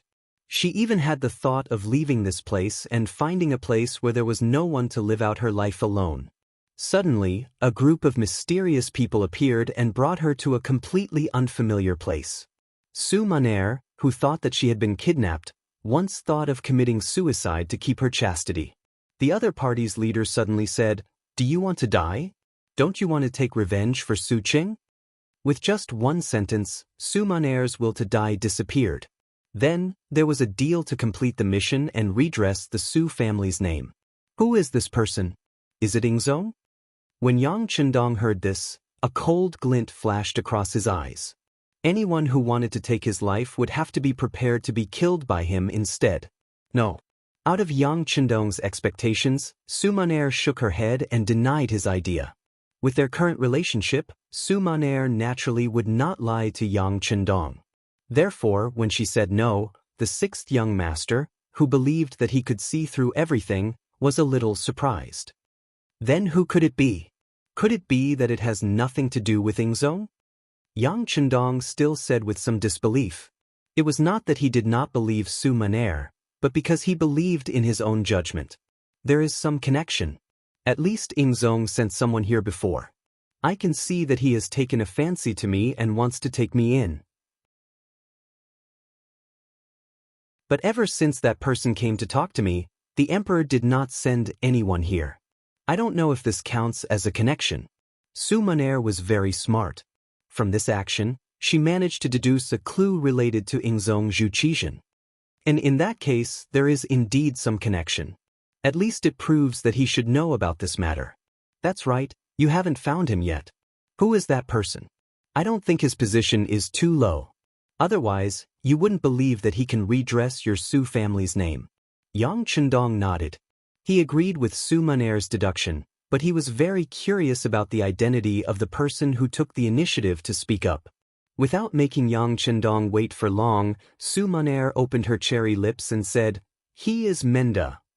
Menda? Commander of the embroidered uniform guards. After Yang Chendong heard the name, he immediately said this person's official position. That's right. Su Maner was not surprised at all. Yang Chendong could be so highly regarded. If he even knew about Menda, she would feel that it was strange. Menda, commander of the Southern Ming embroidered uniform guards. It was just a third-rank official position. And when this embroidered uniform guards was mentioned, everyone's first reaction would probably be that they were arrogant and domineering. In reality, the embroidered uniform guards did indeed have a lot of power. The embroidered uniform guards wore tuxedos and had embroidered spring swords at their waists. A sentence like, "Embroidered uniform guards are handling a case. Pedestrians should give way," would probably scare many people. But how powerful was this arrogant commander of the embroidered uniform guards? First of all, in terms of official position, the commander of the embroidered uniform guards was only a third-rank official. His official position was not that high. However, the power of the commander of the embroidered uniform guards was through the roof. It was said that Zhu Yuanzhang was a pure peasant. Because his background was too lowly, he was always afraid that others would not accept him and want to rebel against him. Hence, he established the embroidered uniform guards. The embroidered uniform guards also became an extremely sharp sword in the hands of the emperor. The embroidered uniform guards directly received orders from the emperor. Other than the emperor, they could disobey anyone else's orders.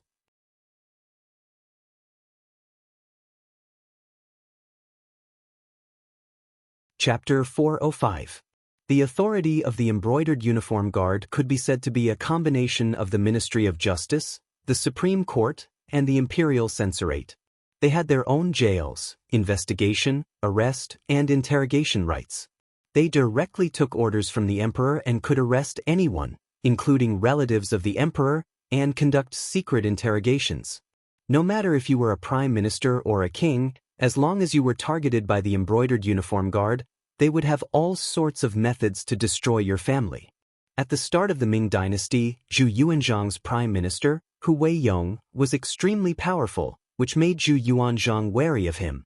And the mission of pulling out this nail fell on the shoulders of the first commander of the embroidered uniform guards, Mao Xiang. Mao Xiang, as the commander of the embroidered uniform guards, was also very iron-blooded. He thoroughly investigated Hu Weiyong's case, which involved tens of thousands of people and had a huge impact. Unfortunately, after Mao Xiang completed Hu Weiyong's case, Zhu Yuanzhang killed him to appease the public. As Mao Xiang's successor, the second commander of the embroidered uniform guard, Jiang Xian, also did an earth-shattering case, which was the case of Blue Jade. Unfortunately, he followed in the footsteps of his predecessor and was executed by Zhu Yuanzhang after the Blue Jade case. The commander of the embroidered uniform guard had the North and South guards under him. The North and South guards had 5 guards under them, and the commanders were called Qianhu, Baihu, Zongqi, and Xiaoqi. Normal soldiers were called lieutenants and strongmen. The embroidered uniform guard usually had around 1,000 soldiers, and at its peak, there were around 60,000 of them. In the history of the Ming dynasty, the embroidered uniform guard was something that the officials of the imperial court feared. They were afraid that if they said something wrong, they would be locked up in the embroidered uniform guard's jails. The embroidered uniform guard could be said to be the emperor's killing weapon, and the birth of this organization itself was crowned with glory. To a certain extent, they represented the emperor in handling cases, and their power was evident. Furthermore, the embroidered uniform guard had a complete judicial system and intelligence system, and it was simply heaven-defying. It was because the embroidered uniform guard had too much power that it became something that some people feared. Naturally, it also became something that some people wanted. When Wang Zhen was still alive, he had stretched his hand into the embroidered uniform guard and asked them to handle many personal matters for him. Because of this organization became impure. Everyone wanted to arrange people here, and it was far less powerful than it was at the beginning of the Ming dynasty. At the very least, Yang Chendong wasn't afraid of this department. In fact, he had been an official in the Imperial Secret Service before. However, to many officials and commoners, the embroidered uniform guards were still a lofty existence. In their eyes, they were omnipotent. For example, Su Maner had always thought that the embroidered uniform guards were very powerful. Now, the commander of the brocade guards had found him and said that as long as he killed Yang Chendong at the crucial moment, he would send people to reinvestigate the Su family's case and redress their innocence. She believed him and appeared in Yang Chendong's line of sight. Hey, he's courting death. When he heard the name Menda, Yang Chendong didn't panic at all. He was even afraid. Instead, he was filled with anger and killing intent. Since this person wanted to jump out of the stage, he better not let himself touch him. Otherwise, he would definitely chop off his head and kick it like a ball. Oh right, does Guaning know your mission? He probably doesn't know. I told the public that I came here because I admire my husband's talent and took the initiative to come. He's only temporarily protecting me. Su Maner shook her head and explained her analysis. Hearing this, Yang Chendong nodded in agreement. Since it was a secret, the fewer people who knew, the better. It was normal for Guan Ying, who was only a 5th-rank official, to not know about this. Since Guan Ying didn't know, Kuang Yi probably didn't know either. Otherwise, he who knew how powerful he was, wouldn't send his trusted aide to send him up. Wouldn't that be handing over his weakness to others? Only a fool would do such a thing. After knowing that Kuang Yi had nothing to do with this, Yang Chendong felt a little better. If even this person, who had a friendship with his father and was indebted to him for saving his life, still wanted to kill him, then he would really lose confidence in everyone in the southern Ming dynasty. Alright, there was also Yingzong. Obviously, he was a little conflicted about this matter. Perhaps he was also afraid of him, which was why he chose to ignore this matter. It would be best if he killed him, but it didn't matter if he couldn't kill him. That was why he didn't appear. Otherwise, if even the emperor appeared and gave a promise, Su Maner wouldn't have waited until now to take action. She would have taken the initiative to attack long ago. After finally knowing who the mastermind was, Yang Chendong felt much more relaxed. He hugged Su Maner's body tightly. Maner, only Tiger's Mane, Beta Persei and your maid, Xiao Yun, know about what happened today. Just treat everything as a dream. No one will mention what happened today in the future. You can just stay by my side with peace of mind. When the time is right, I will give you a status and marry you. How about that? As for the Su family's injustice, since you are my woman, then I am also the son-in-law of the Su family. Leave this matter to your husband. I will definitely give you a satisfactory explanation. How about that? Husband. Su Maner started crying again. She was still moved to tears. This kind of thinking of her in all aspects melted Su Maner's heart. She didn't know why, but she actually said, Husband, you're still thinking about it, right? Why don't you let me serve you? You still have the strength. Yang Chendong said in surprise. Not long after, the sound of spring echoed in the boudoir again. Su Maner had become one of the 6th young master's women. This matter had become a secret for the time being. Only the 2 madams, Tiger's Mane, Beta Persei and the first guard team knew about it. The reason why it hadn't been made public was that Yang Chendong wanted to numb his opponents. Xianxia still needed a large number of people and military strength to continue developing. Before they met the conditions, they couldn't fall out with the Ming dynasty for the time being. Because of this matter, Hu Yen and Lady Xue had both comforted Su Maner. They said that their husbands seemed to be able to go anywhere in the world, but in reality, there were too many restrictions. Even in the southern Ming dynasty's capital, there were still 2 madams. Their husband had to take care of all of this. Su Maner's matter could only be suppressed for now. This was also because Yang Chendong only told Hu Yen and Lady Xue that Su Maner was sent by the southern Ming emperor to spy on him. It was only because of love that she chose to tell him everything. He didn't say anything about Su Maner's actions because he didn't want the madams to have any knot in their hearts. Su Maner's first thought was to redress the Su family's reputation. As for other matters, she didn't care. As long as Yang Chendong treated her well, everything would be fine. Su Maner's matter had been temporarily resolved. If the Su family's matter wanted to be resolved, they needed an opportunity. They couldn't be too hasty. The first thing they had to resolve was the matter in front of them. After Liezhou Prefecture became an empty city, Yang Chendong ordered a large fire to burn down more than half of the place. To the outside world, it was said that it was done by the remnants of the Huang bandit army. This way, many facts could be covered up.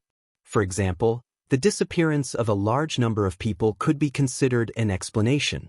After the fire in Laizhou, the people who should have left had to leave. On a flat beach near the sea, Yang Chendong personally sent everyone off. Among them were Su Maner and her maid, Xiao Yun. Since the Huang bandit army had been destroyed, logically speaking, Su Maner should have taken action.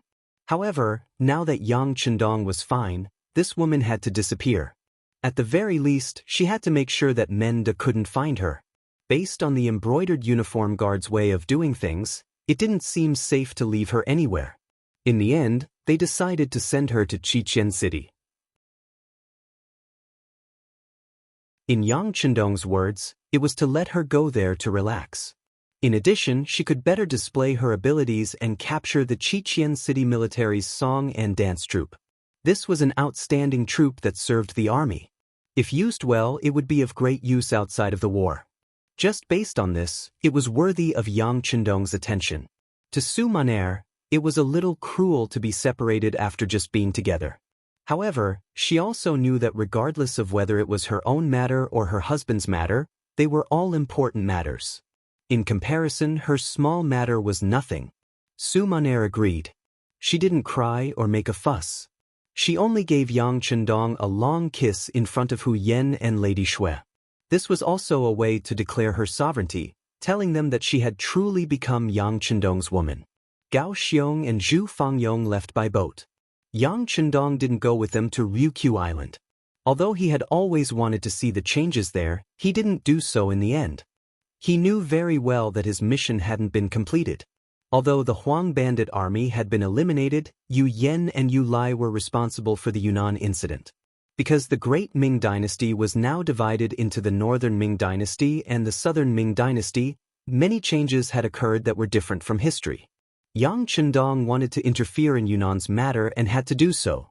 However, there was a big difference between being asked for help and taking the initiative to help. If he was too proactive, it would inevitably make people think that he had other thoughts. This would be extremely disadvantageous for what was to come. What he needed to do now was wait. Wait for Yingzong and the Southern Ming court to be unable to hold on. Naturally, someone would come forward to ask for his help. Right now, he had only sent Huang Yuliang's head to Gaozhou Prefecture. At the same time, he brought more than 8,000 soldiers. After Wu Sheng's Cold Front Battalion and the Auxiliary Battalion were added, the group had once again expanded and appeared here to stay. Yang Chendong brought 7,000 soldiers and stopped outside Gaozhou Prefecture. This made the original Shaozhou General Yu Guang, who was guarding this place, tremble with fear. Logically speaking, the Huang bandit army had already been destroyed. This imperial envoy's mission should have been completed. However, he still brought so many soldiers and swaggered outside the city. What was the meaning of this? What intentions did he have?